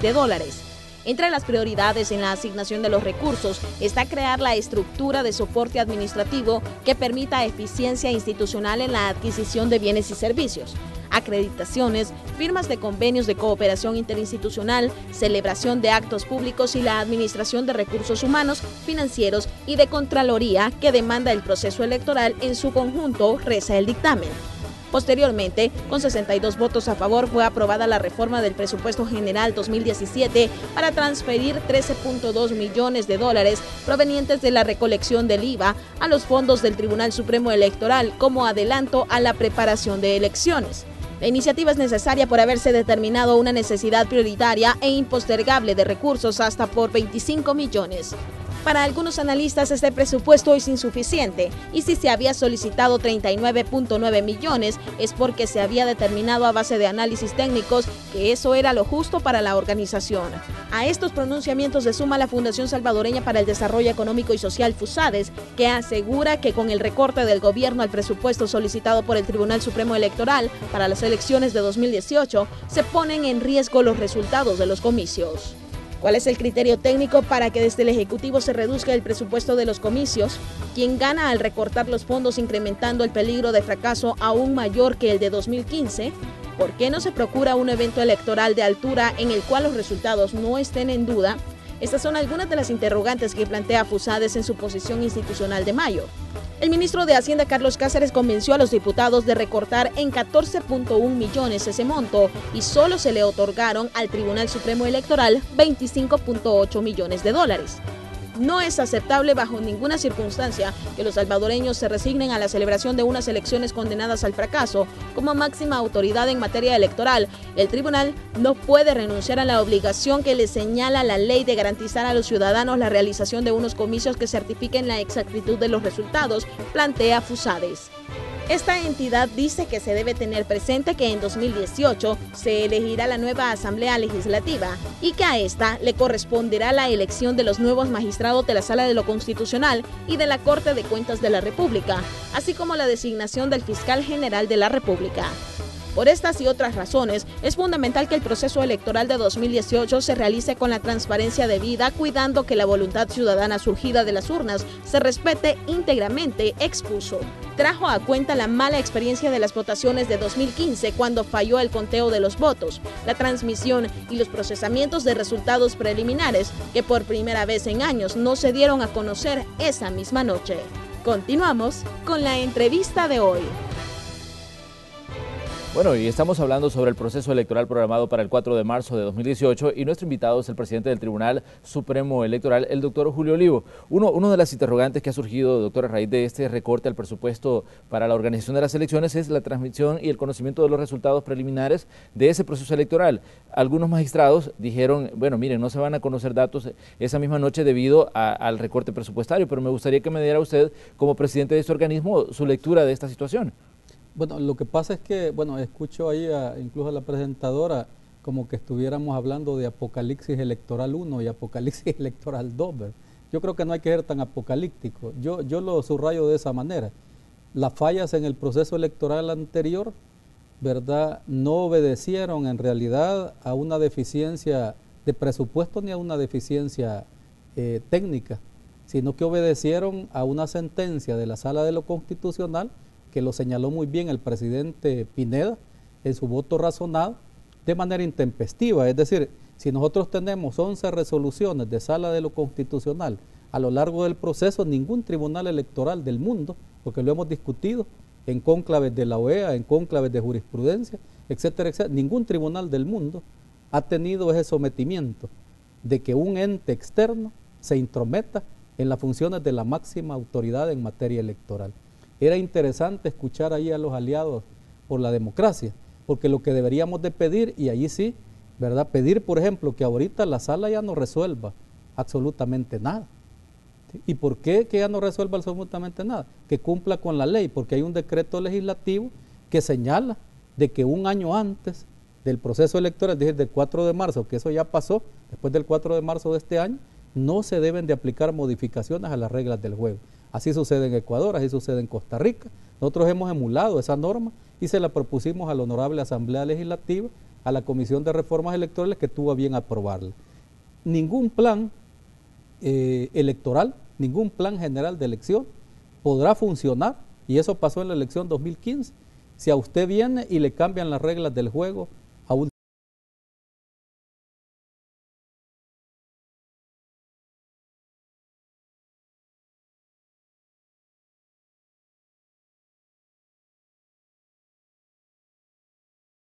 y solo nos dieron 25.5 millones, hoy nos han dado $300,000 más, no hubiera la situación hubiese sido la misma, porque usted no había capacitado a los miembros de JRB, y eso debo decirlo así con toda sinceridad. Estoy dispuesto a discutirlo con quien sea, porque han dado también en otros países, ya viendo la experiencia, que han pasado desde Guatemala hasta Ecuador, que tiene un sistema similar al nuestro, o desde Bosnia hasta Corea y Taiwán. Así es de que yo creo que hay que comenzar a sincerarnos en esa parte. Aunque nos hubieran dado 50, 60 millones, aclarar.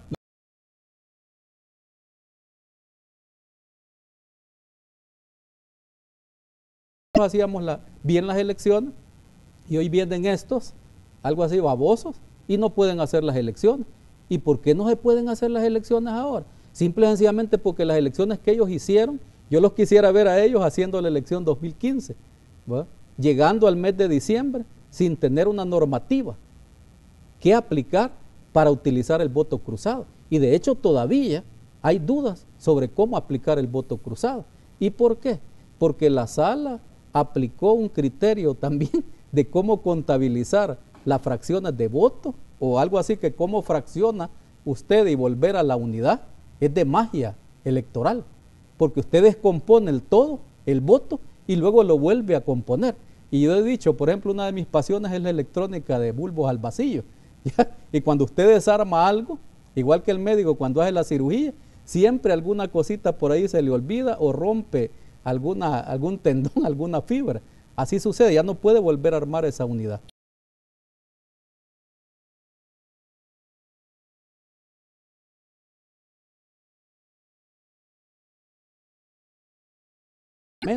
Y científicamente siempre usted va a perder pequeñas fracciones de voto, y eso es un tema bien delicadísimo. Entonces, ¿qué es lo que necesita usted en esta elección?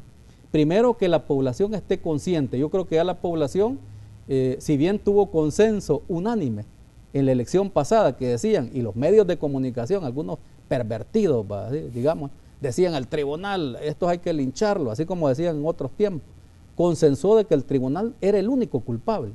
Hoy han descubierto que el tribunal no fue el único culpable, sino que algo tenía que ver la sala, que tira la piedra.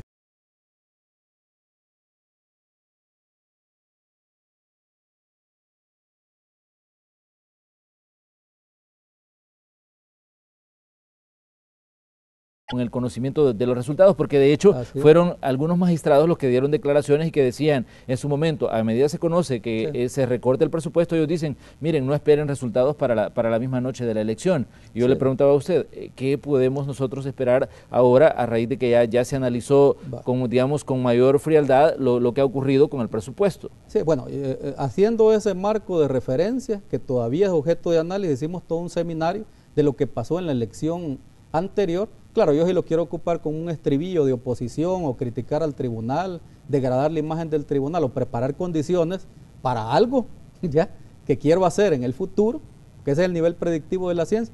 Hay alguien o grupos interesados en desacreditar al Tribunal Supremo Electoral. Y hay medios de comunicación también que les pagan por eso, por desacreditar al tribunal. Así es de que tenemos, por ejemplo, se ha recortado en publicidad. ¿Sí? Antes eran 4 millones, hoy habíamos proyectado 2 millones de dólares y se ha recortado alrededor de 500,000 o 600,000 dólares. ¿Impactará eso sustancialmente en el proceso electoral?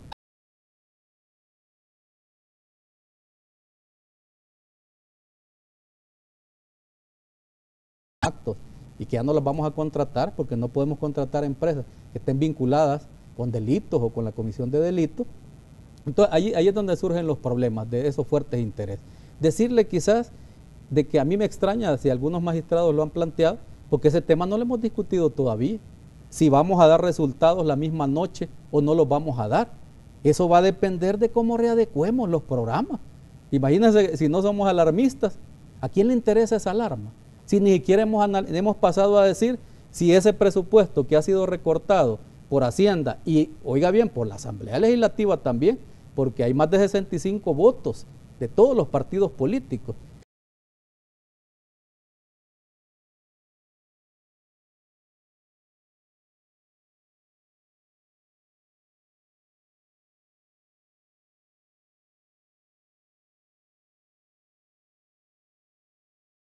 Si todavía no he visto si en el programa, por ejemplo, de transmisión de resultados ha sido afectado de tal manera que no van a haber resultados.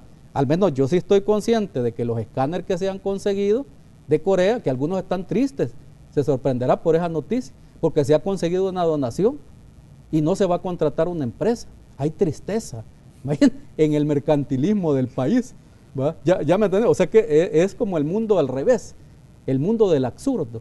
O sea, deberían de estar contentos. Hasta ahora yo no he recibido una felicitación ni siquiera de nadie de los magistrados del Tribunal Supremo Electoral. De hecho, tenemos las imágenes, doctor, de esos escáneres que se le van a donar a El Salvador y que van a ser de muchísima utilidad en el proceso electoral. Le vamos a pedir a producción que nos ponga la imagen esta de los escáneres para que, bueno, tengamos idea de qué equipo estamos hablando. Ahí tenemos la imagen que usted nos proporcionaba. Sí, esa más que todo es la máquina y es de manera horizontal.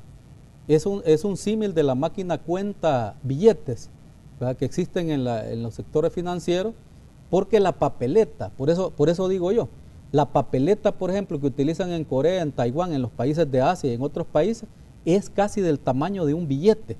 Entonces, mire la facilidad para poder contar. Son 100 papeletas que se cuentan por minuto. Se puede imaginar esa agilidad y de una sola vez la clasifica, hace una clasificación por cada partido político y cómo han sido asignados los votos. Es un conteo, si quiere, un escrutinio electrónico. Eso, más que todo, yo se lo aportaba para que viéramos la facilidad que puede dar un sistema menos complejo que el nuestro. Claro, los coreanos no tienen voto cruzado. Los taiwaneses no quieren saber nada del voto cruzado. Y las papeletas de acá pues son como de un pliego. Las papeletas de acá son del tamaño de una... Mira, ahí están contando. Y eso es importante que lo vea la sociedad civil.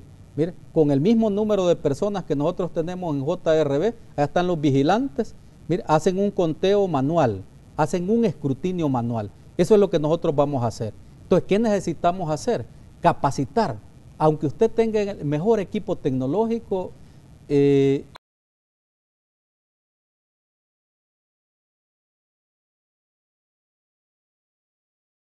lo que pasó en Dominicana.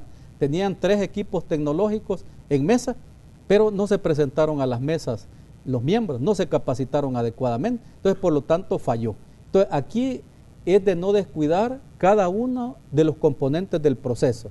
El proceso informático muy bien, ¿verdad?, porque nuestro proceso es el más complejo del mundo. ¿Cómo hace para contar los cruzados? ¿Cómo hace para contar esas fracciones de votos? ¿Cómo hace para contar las preferencias? ¿Y cómo hace para contar los enteros? Entonces, yo creo que todos esos temas todavía los estamos analizando. Por de pronto, aquí con esta carta compromiso y con lo que hemos conseguido con Corea y con la Asociación Mundial de Organismos Electorales, resolvemos un componente del componente, valga la redundancia, informático, ¿sí? Que sería que las actas se van a transmitir con la mayor exactitud posible, con más del 90% de exactitud, que es un buen porcentaje. Por ejemplo, Ecuador tuvo un error utilizando estas mismas máquinas de actas, etcétera, etcétera. Entonces nosotros estamos tratando de tomar todas esas previsiones para que las actas se transmitan a un centro de procesamiento de resultados con la mayor agilidad posible. Pero, ¿qué pasa si están mal llenadas las actas? Entonces necesitamos otro componente. Esto es ciencia, si quiere, básica. ¿Qué hemos hecho con ese otro componente? También con la venia del Tribunal Supremo Electoral hemos iniciado gestiones. Yo pedí una misión de observación de las Naciones Unidas, visto la complejidad de nuestro proceso electoral, y vino una misión a analizar nuestro sistema. De hecho, los puse a completar el acta y a explicarle, y vieron que el sistema en realidad era complicado. Era complicado y no lo lograron entender, debo ser muy sincero para algunos. Entonces, y nos dijeron que tecnología no nos podían aportar. Ya los coreanos estaban metidos en eso, los europeos nos iban a meter en eso, pero quizás aprovechar el agradecimiento para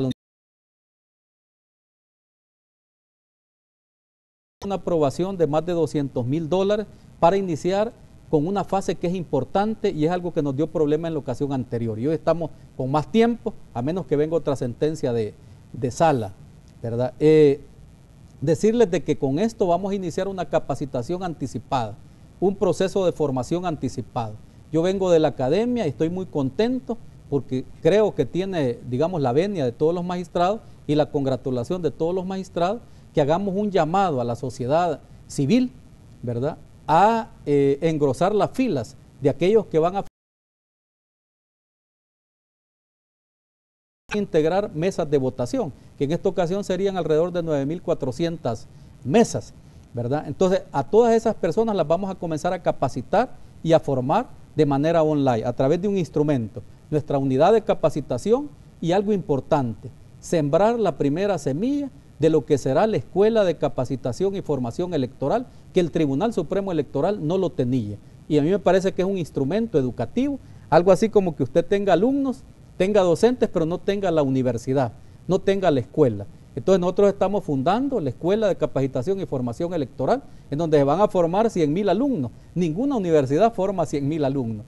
La Universidad de El Salvador, mi alma mater, tiene alrededor de 50,000 estudiantes, que es la universidad más grande y la más prestigiosa, la mejor universidad del país, digámoslo así, ¿verdad? Doctor, yo tengo una pregunta respecto a situaciones que se han dado a raíz de este recorte de presupuesto. Ya escuchábamos las declaraciones que daba la gente de FUSADES, y ellos incluso señalaban que las elecciones podrían estar condenadas al fracaso debido al recorte que se hizo al presupuesto de 14 millones. Sí. Pero también la Universidad Centroamericana, la UCA, publicaba en uno de sus editoriales y hacía una pregunta, decía, y ellos ponían en signos de interrogación, ¿se está gestando una crisis? Y bueno, esas interrogantes que hacen estos organismos, FUSADES, la UCA, se las traslado yo a usted como presidente del Tribunal Supremo Electoral. ¿Qué dice respecto a que, por ejemplo, se está diciendo que las elecciones pueden fracasar debido a este recorte presupuestario? Sí, no, pueden fracasar, pero no debido a yo no, como le digo, no sería apocalíptico. Primero, quizás déjennos a nosotros que hagamos nuestro seminario de readecuación de los presupuestos, porque ¿cómo va a poder decir usted, y sobre todo viniendo de gente de la academia, me extraña si la UCA ha mencionado eso, podríamos platicarlo, ¿verdad? Si hay un recorte de 14 millones, ¿verdad?, del presupuesto y solo nos han dado 25.8, déjennos primero ver qué áreas se han afectado, ¿ya? ¿Qué áreas se han afectado? Por ejemplo, yo le diría algo, en la Dirección de Organización Electoral,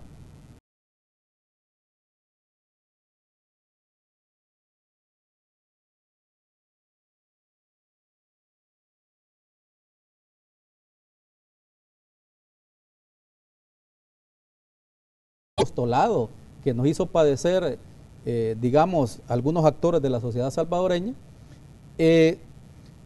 la Dirección de Organización Electoral, lo que se llama DOE, es la encargada de producir, por ejemplo, las papeletas, llevaran una imprenta y producir las papeletas. ¿Cuál fue la crisis que tuvimos en la ocasión pasada? Bueno, primero que no había una imprenta, y yo lo dije públicamente, que pudiera administrar 3 papeletas, 3 elecciones en una. Entonces estábamos hablando de 16 millones de papeletas. Entonces, ¿quién iba a soportar eso en un proceso de licitación? Entonces tuvieron que hacer algunas reformas electorales para cambiar un poco la inscripción de candidatos de parlace y lo resolvimos de esa manera. Pero se agrega también que teníamos que producir actas y folios nuevos, porque son alrededor de 13, ¿verdad?, folios que tienen que manejar ahora diferentes. Antes era el folio A, el folio B, el folio C, el folio D, etcétera, pero no había el folio A1, A2, hasta llegar a la 8, que se tuvieron que agregar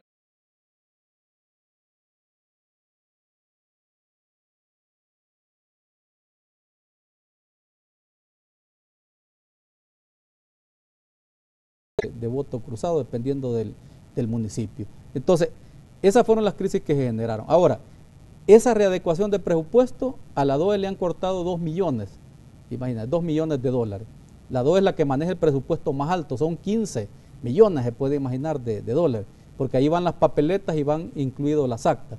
Si son solo 2 elecciones, ¿verdad?, entonces allí tiene usted ya, digamos, un ahorro, sí, podríamos decir, porque no va a administrar 3 elecciones. Si nosotros logramos simplificar también el tema del voto cruzado, ¿sí?, si logramos diagnosticar cuántas personas pueden votar, y ahí nos pueden ayudar las universidades, en vez de andar de apocalíptica, ¿ya? ¿Cuánto es el porcentaje de población que va a votar de manera cruzada? ¿Y cuánto es el porcentaje de población que en realidad ejerce el sufragio? De los 4.900.000 de la ocasión pasada, solo votaron el 50%, un poquitito menos del 50%, que es el mismo porcentaje que se mantiene en todos los diagnósticos de otras elecciones, no se bajó ni se subió. Entonces, por ejemplo, a cada uno de los centros de votación y de la JRB se lleva un número de papeletas como que van a votar todos, y ya como científicos podríamos saber cuántos en realidad votan, y solo es el 50%. Y en otros países se hace eso, ¿va?, porque entonces está gastando usted el doble también de presupuesto. Claro, eso está por ley y no se logró reformar. Ahora, ¿cuántas personas votan de manera cruzada? ¿A quiénes les tenemos que garantizar ese derecho? ¿Tenemos diagnósticos de eso? ¿Sí? ¿Tenemos diagnósticos de cuántas personas van a votar de manera cruzada en esta elección para permitirles ese derecho a votar de manera en listas abiertas? Si logramos, como científicos, estudiar, y allí nos puede ayudar la UCA o la Universidad de El Salvador o cualquier universidad que haga diagnóstico, a saber qué porcentaje exacto de población piensa votar de manera cruzada. Nos podríamos ahorrar un montón de dinero y además trabajo de la JRB, porque la JRB hoy se enfrenta con toda una separata de 13, 15 folios que tiene que contar todos los folios de voto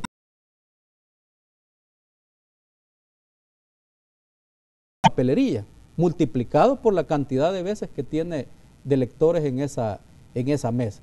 Entonces, temas como ese, si nosotros logramos identificar qué población va a votar de manera cruzada, nos podríamos ahorrar 6 folios de ese manojo, nos podríamos ahorrar trabajo de las mesas, etcétera, etcétera. Esa es la manera en que se resuelven las cosas, pero primero nosotros tenemos que estudiar estos días cómo quedan nuestras áreas, nuestros programas, los 15 programas, para poder decir cosas como las que están diciendo. Yo no sería tan irresponsable como decir, mire, la elección va a ser peor que la anterior, y decir de que eso va a ser responsabilidad del tribunal o va a ser responsabilidad del gobierno. No, son responsabilidades compartidas.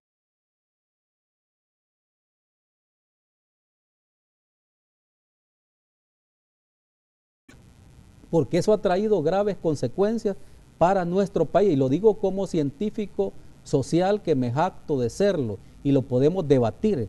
Este tendría que ser el país más democrático del mundo, porque tenemos el sistema de listas completamente abierto. Aquí ya no hay nada más que hacer, ¿ya? Y no es cierto que seamos el país más democrático del mundo. Eso así de simple, por haber implementado el voto cruzado. Para algunos es la locura más grande del mundo. Claro, pero algunos han obtenido réditos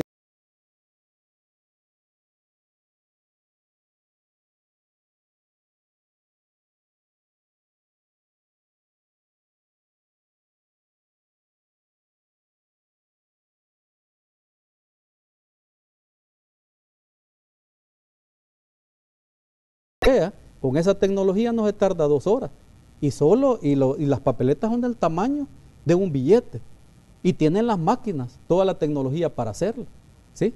Y no se meten en una suerte de listas abiertas de voto cruzado, ni en modas, como el voto encamado, ¿va? En Puerto Rico, etcétera, etcétera, que ojalá no lo implementen acá también, para garantizar los derechos de los pacientes. Es decir, cada cosa que ven en otras partes del mundo, si yo aplicara, o si los magistrados del Tribunal Supremo Electoral aplicáramos todas las innovaciones que hay en los países que hemos visitado, o sea, no nos alcanzarían 50 millones ni 100 millones de dólares, ¿ya? Pero hay que ser racionales y hay que dosificar. Yo utilizo el concepto de dosificación, ¿va? En materia electoral.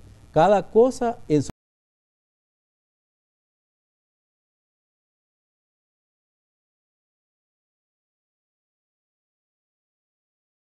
En cuanto al proceso electoral en sí, considerando que ya estamos, bueno, según el conteo que lleva el mismo Tribunal Supremo Electoral, a 296 días de este proceso.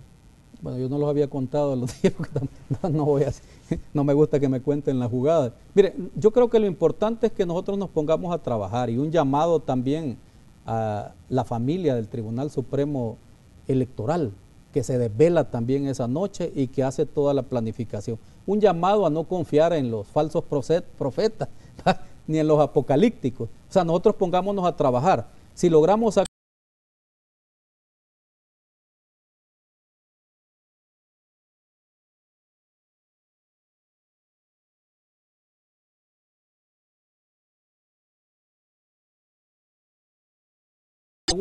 lo que tienen que analizar es cuál es la columna vertebral, ¿va? Del proceso electoral, cuál es la esencia, es decir, aquello que hace que las cosas sean lo que es, cuál es la esencia del proceso electoral, qué es lo que, si falta, no hay proceso electoral. Cuando una vez despejen eso, se van a dar cuenta que algunas variables informáticas y tecnológicas, y eso de querer conocer esa ansiedad, de querer conocer resultados electorales la misma noche, de manera veloz.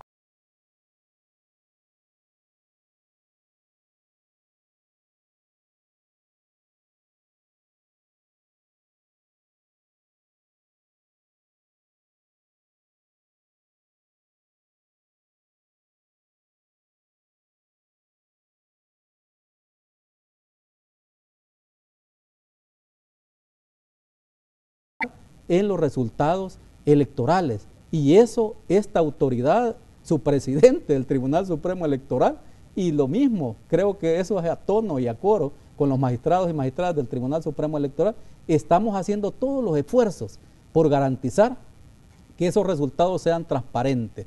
Ahora, que sean tan veloces como lo eran en elecciones anteriores, ya no es posible, y eso lo debe comprender la población, ya no es posible que sean de esa misma manera, porque las elecciones, la Sala de lo Constitucional, oiga bien, las transformó de un modelo de lista.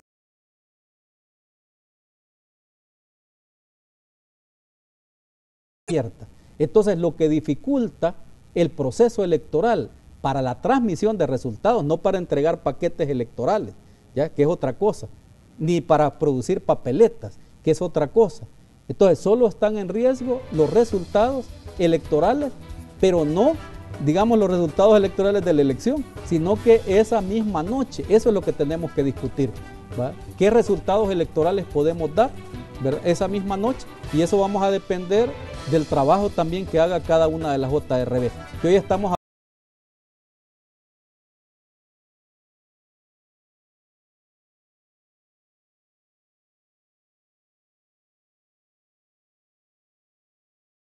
bien para eso. Así es de que quizás eso no lo sabe a veces, digamos, el analista político, no tiene la suficiente información, porque yo a veces no salgo también mucho en la televisión, ¿verdad? Y no trasladamos este tipo de información. Visto desde un punto de vista de democracia, doctor Olivo, ¿qué es, digamos, más saludable para un país como El Salvador?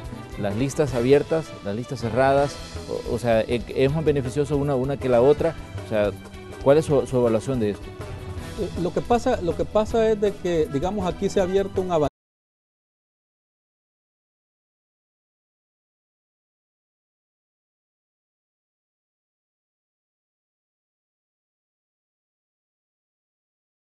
problema es que si la población no está preparada para utilizar también ese poder. Y eso se lo dice el diagnóstico. Imagínense, todo lo que complica este proceso electoral son ese voto cruzado, ese voto fraccionado. Entonces, mejor nos deberíamos de preguntar o preguntarle a la población. Y para mí la mejor encuesta fue la de la elección. ¿Qué porcentaje de la población votó de manera cruzada? ¿No? A lo mejor los intelectuales, los librepensadores, la gente que está disgustada con un status quo, etcétera, etcétera. Pero complicar un sistema electoral solo por...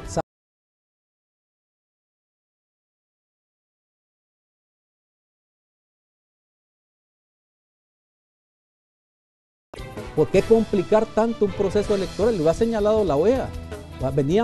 Quiere de firmarlo, el acuerdo de paz se ha trastocado. Yo trabajé en ese tema en mi investigación. El acuerdo de paz que llevó a incorporarse a las fuerzas insurgentes, al FMLN, a la vida civil y a convertirse en partido político, ese acuerdo de paz, la sala lo ha trastocado completamente. Y ojalá que la sala no termine destituyéndome por eso. ¿Sí? Lo ha trastocado completamente y eso es serio para el proceso de paz y la consolidación de la democracia en El Salvador. ¿Teme usted que lo destituyan, doctor? Me tenían en la lista, la sala de lo constitucional, pero creo que por un poema que les dediqué también me salvé. Bueno, vamos a ir a una pausa, ya regresamos con las conclusiones de la entrevista de hoy. Análisis sobre este tema, pero en este día pues le estamos dando seguimiento también a otras informaciones. Les comentamos, 3 personas lesionadas dejó un accidente de tránsito que ocurrió sobre el Boulevard Venezuela a la altura del ex Anda. De acuerdo con las autoridades, el vehículo que se conducía de oriente a poniente perdió el control de la unidad invadiendo el carril contrario y colisionando de frente con otro vehículo. Los lesionados fueron llevados a un hospital por los organismos de socorro.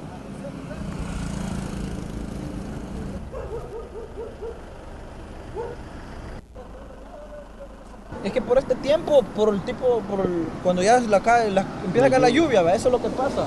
En la excesiva velocidad, en las vueltas, eso es lo que termina pasando, terminan resbalando y a veces solo terminan girando, pero porque si hubiera venido despacio, no se le hubiera barrido. Bueno, hay uno que lleva, el motorista este azul lleva una fractura abierta en la rótula derecha. Y la muchacha acompañante aquí en la altura del cuello lleva la herida. Y el otro en el rostro tiene las lesiones, en el rostro y en la cabeza. Ya lo mencionábamos, nuestros equipos dan cobertura a diferentes sucesos en arterias de San Salvador. Estamos enlazados ya con Néstor Hernández y con Julio Guevara, que además nos está presentando las imágenes vía dron. Así que nos enlazamos con Julio Guevara, que ya nos tiene su reporte. Buen día, Julio, adelante. Hola compañeros, un gusto saludarlos nuevamente en la segunda parte de Noticiero Hechos 7:39. Señores, ya se complicó el tráfico. Vean ustedes. Estamos observando el Boulevard de los Próceres. Está complicado buscando la 49. Es decir, si usted viene de Occidente, encontrará carga vehicular transitando despacito. Pero si usted va a Occidente es todo lo contrario. Vea las imágenes. Ahí los automovilistas están transitando con toda normalidad para incorporarse a la carretera panamericana vía Ceiba de Guadalupe, a la Manuel Enrique Araujo o a la Monseñor Romero. Si usted va a Occidente puede hacerlo ya. Solo esperaría 20 minutos para que habiliten el paso vehicular. Vean ustedes los autobuses de transporte colectivo interurbanos y también interdepartamentales transitando con toda normalidad. Estamos cerca del Árbol de la Paz. Les cuento que así de despacio se mueven los automovilistas hasta la zona del monumento Bienvenido a Casa. Nos reportan que también si se busca la autopista Comalapa la situación es igual y no se dice más respecto a la 49. La carga vehicular es similar. Comentarles que en horas de la mañana hablábamos sobre la fluidez que existía cerca de la Ceiba de Guadalupe, pero ya terminó. Ya no está así. La carga vehicular, sin embargo, compañeros, en comparación a otros viernes, si lo analizamos detenidamente, es más fluida que en comparación a otras fechas. Ahí a la izquierda, a la derecha, lo que ustedes ven es los 2 carriles para incorporarse a la zona de la cima. Si usted busca la calle Antigua Huizúcar o bien rodear el redondel del Árbol de la Paz y así buscar las carreteras aledañas, es el panorama Julio. que tenemos. El paso a desnivel cerca del Estadio Cucatlán se mueve con toda normalidad, compañeros. Sí, Julio. ¿A qué podemos atribuir que el tráfico este viernes esté así? ¿Tenés tú alguna idea a qué podría deberse? Quizá porque la fecha de pago no está muy cercana. Recordemos que ya estamos en los últimos días de ya muchas personas no tienen mucho dinero como para sacar los vehículos, Carlos, y parece un poco curioso, pero así es. Los mismos automovilistas dicen que ya cuando se va terminando la quincena, las personas esperan y mejor prefieren viajar en autobús. Ese podría ser, pero veamos también el otro lado. Te cuento que hemos visto bastantes elementos de la Subdirección de Tránsito, fíjate, acá en diferentes puntos del Boulevard de los Próceres. Además también hemos visto agentes del CAM de Antiguo Cuscatlán en la zona que le compete a dicha ciudad. Creo que eso podría estar favoreciendo, porque Carlos, si te fijas en el lado derecho de la imagen, abajo estamos observando los carriles que vienen de la cima de la calle Antigua Huizúcar, y si te fijas, incorporarse ya sea para la carretera, el Boulevard de los Próceres, no está complicado. De hecho, el redondel del Árbol de la Paz, mira cómo se observa muy fluido. De igual manera, si buscas viajar a la zona de Huizúcar, así que podrían ser algunas de las razones por las cuales la carga vehicular está así, sobre todo, Carlos, si tomamos en cuenta que es viernes, pero habría que ver en horas de la tarde qué es lo que pasa, porque los viernes ustedes saben que es complicado transitar, y en horas de la tarde no se diga. Pero lo reitero, ahí ustedes están viendo una panorámica, estamos justo arriba del paso a desnivel frente al Estadio Cuscatlán. Si ustedes se fijan, a la izquierda se ve un poco complicado, pero es para incorporarse a las diferentes arterias nada más. Luego, para buscar los próceres, está fluido. Bastante fluido, tenés razón, Julio. Cualquiera de estas dos causas puede hacer lo que nos esté regalando un viernes muy placentero en el aspecto del tráfico, porque no vemos detenidas las calles. En sí no vemos detenido el tráfico, ¿verdad? Los carros, que a veces parece fotografía, hoy parece que fluyen. Un dato importante, creo yo, es la presencia de los elementos de la Policía Nacional Civil. La gente de tránsito, cuando están activos, haciendo que se cumpla la ley, la situación cambia. De hecho, ayer lo decía mucha gente que estaba circulando por el Boulevard del Ejército, decían ellos, mire, el dispositivo de elementos de la policía ha permitido que incluso, decía gente, lleguemos hasta una hora antes del tiempo que hacíamos, previo a que se tomara la resolución o se dictara la medida cautelar de la Sala de lo Constitucional. Entonces nos decían, creo yo, de que si los elementos de la policía están en los lugares donde ya se sabe que hay congestionamiento, la situación cambia drásticamente. Se alivia ese congestionamiento. Ojalá sea permanente, ¿no? Y se mantengan ahí. Ojalá, porque al final terminan siendo notables los resultados. Ese no es el único lugar, hay lugares también en semáforos que muchas veces son de corto tiempo, son diferentes lugares, puntos estratégicos que realmente ayuda mucho que ellos estén dirigiendo el tráfico también, aunque a veces hay personas que lastimosamente no respetan también el trabajo que ellos están haciendo, el llamado para que lo hagan, porque al final están velando porque todo el tráfico se calme, todo fluya con mejor normalidad. Bueno, vamos ahora con Néstor Hernández, que también da cobertura al tráfico vehicular, pero desde otro punto. Adelante con tu reporte, Néstor. Bueno, compañeros, estamos acá en el sector del Monumento a la Constitución, lugar donde, para empezar, vamos a hablar acerca del tráfico vehicular con sentido, buscando desde acá el Boulevard Constitución a la zona de Salvador del Mundo. Vean cómo está el tráfico un poco lento, vean esta fila de vehículos que sucede diario, sobre todo porque viene ingresando muchos vehículos desde el sector de La Gloria, pasan acá por la zona de Constitución, buscan ya el Salvador del Mundo, y toda esa cantidad de semáforos que hay en todo este boulevard también genera que la gran cantidad de vehículos, por supuesto, hace también que vaya un poco lento.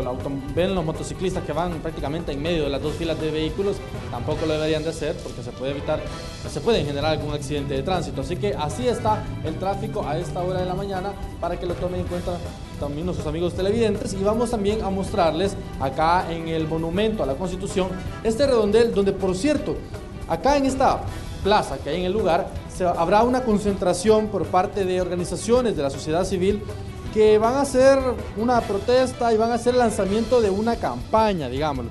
Han convocado para las 7:30 de la mañana, ya son las 7:45, han ingresado de momento unas 10-12 personas, están todavía poniéndose de acuerdo lo que van a hablar, porque van a montar una conferencia de prensa, y son organizaciones sociales que convocan al acto de lanzamiento de la campaña Desobediencia Cívica y Desacato Popular contra la Sala.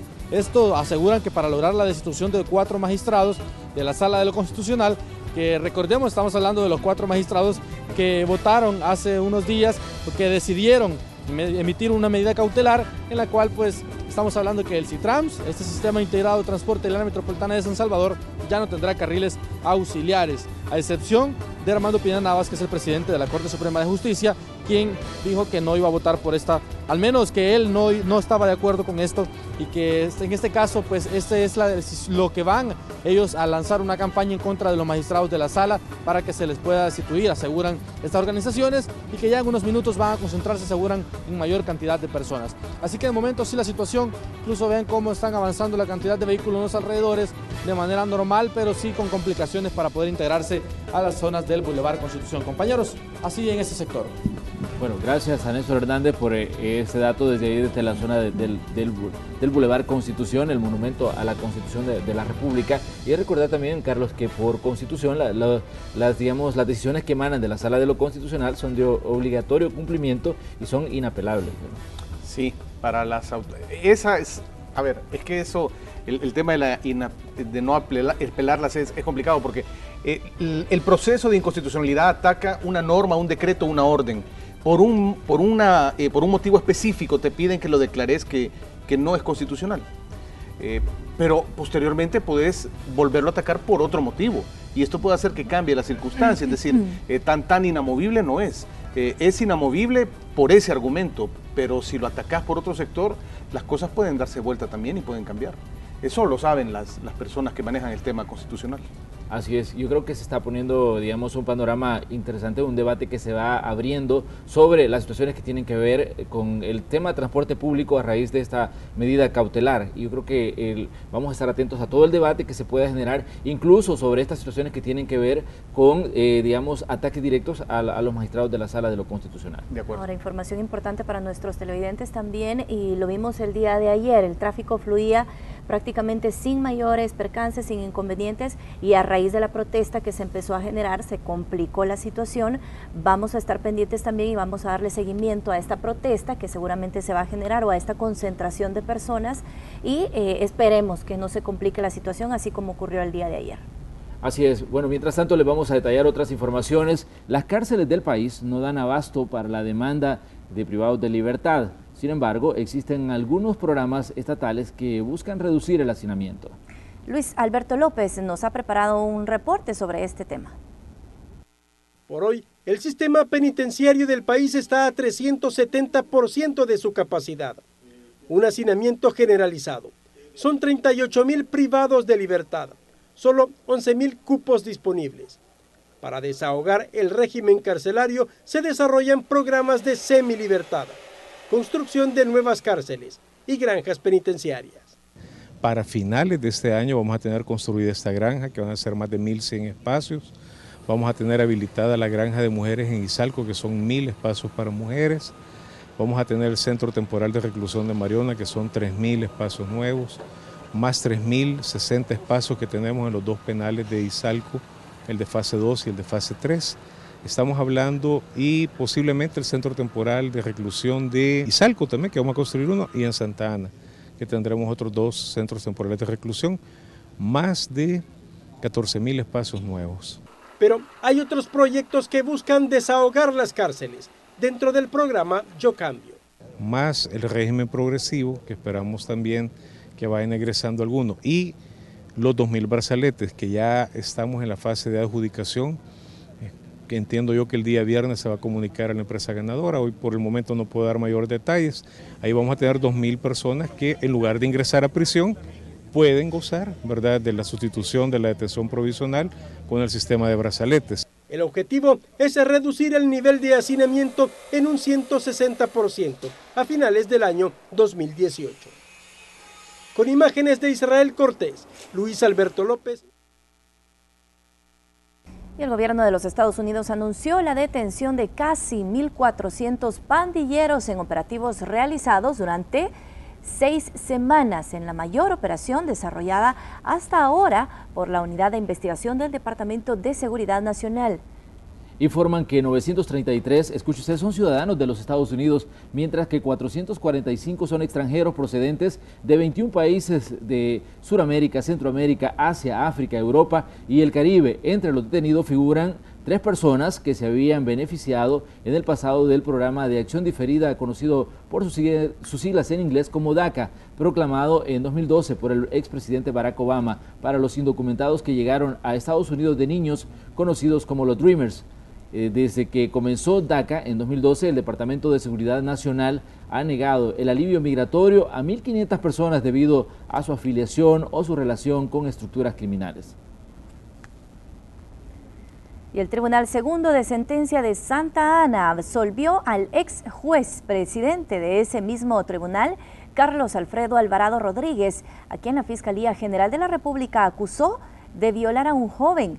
Según el Ministerio Público, el juez que conoció de la causa restó credibilidad a la víctima. Por tal razón, decidió exonerarlo. Tras conocer el fallo, la Oficina Fiscal de Santa Ana ya adelantó que presentará un recurso de apelación en una cámara de lo penal de esa ciudad para que se anule esa sentencia absolutoria. El pasado 3 de mayo, cuando comenzó la vista pública, la Fiscalía denunció una serie de irregularidades.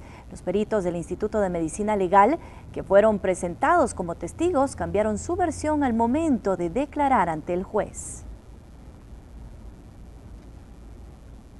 Bueno, y también les comentamos que el exministro de la Defensa, José Guillermo García, se negó a declarar ante un tribunal durante el proceso que afronta por la matanza de unos 1.000 campesinos ejecutada en diciembre del año 81 y conocida como la masacre del Mozote, según informaron representantes de las víctimas. De acuerdo con Wilfredo Medrano, abogado y miembro de la ONG Tutela Legal, María Julia Hernández García debía rendir una declaración indagatoria ante el juzgado segundo de primera instancia de San Francisco Gotera, pero manifestó su decisión de abstenerse mediante un abogado y no en persona.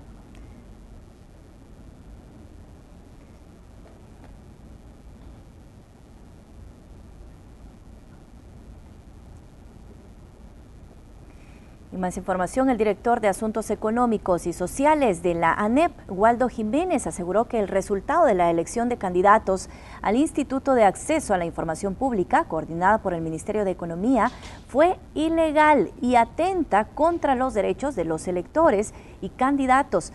Anunció que están analizando interponer demandas de amparo contra la elección. El representante de la asociación sostuvo que se hicieron reformas al reglamento de la Ley de Acceso a la Información Pública que tuvieron como objetivo boicotear la participación de las gremiales empresariales en la elección del IAP.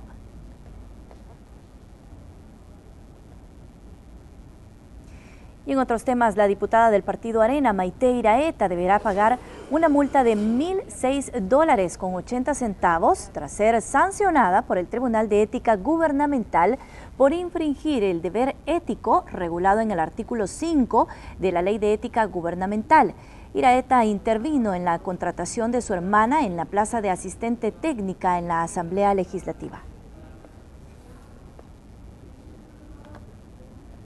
Bueno, y en otras noticias, durante el primer trimestre del año, los indicadores de crecimiento económico son positivos, según autoridades del Banco Central de Reserva, que proyectan al cierre del año un aumento del 2.3% en la economía local.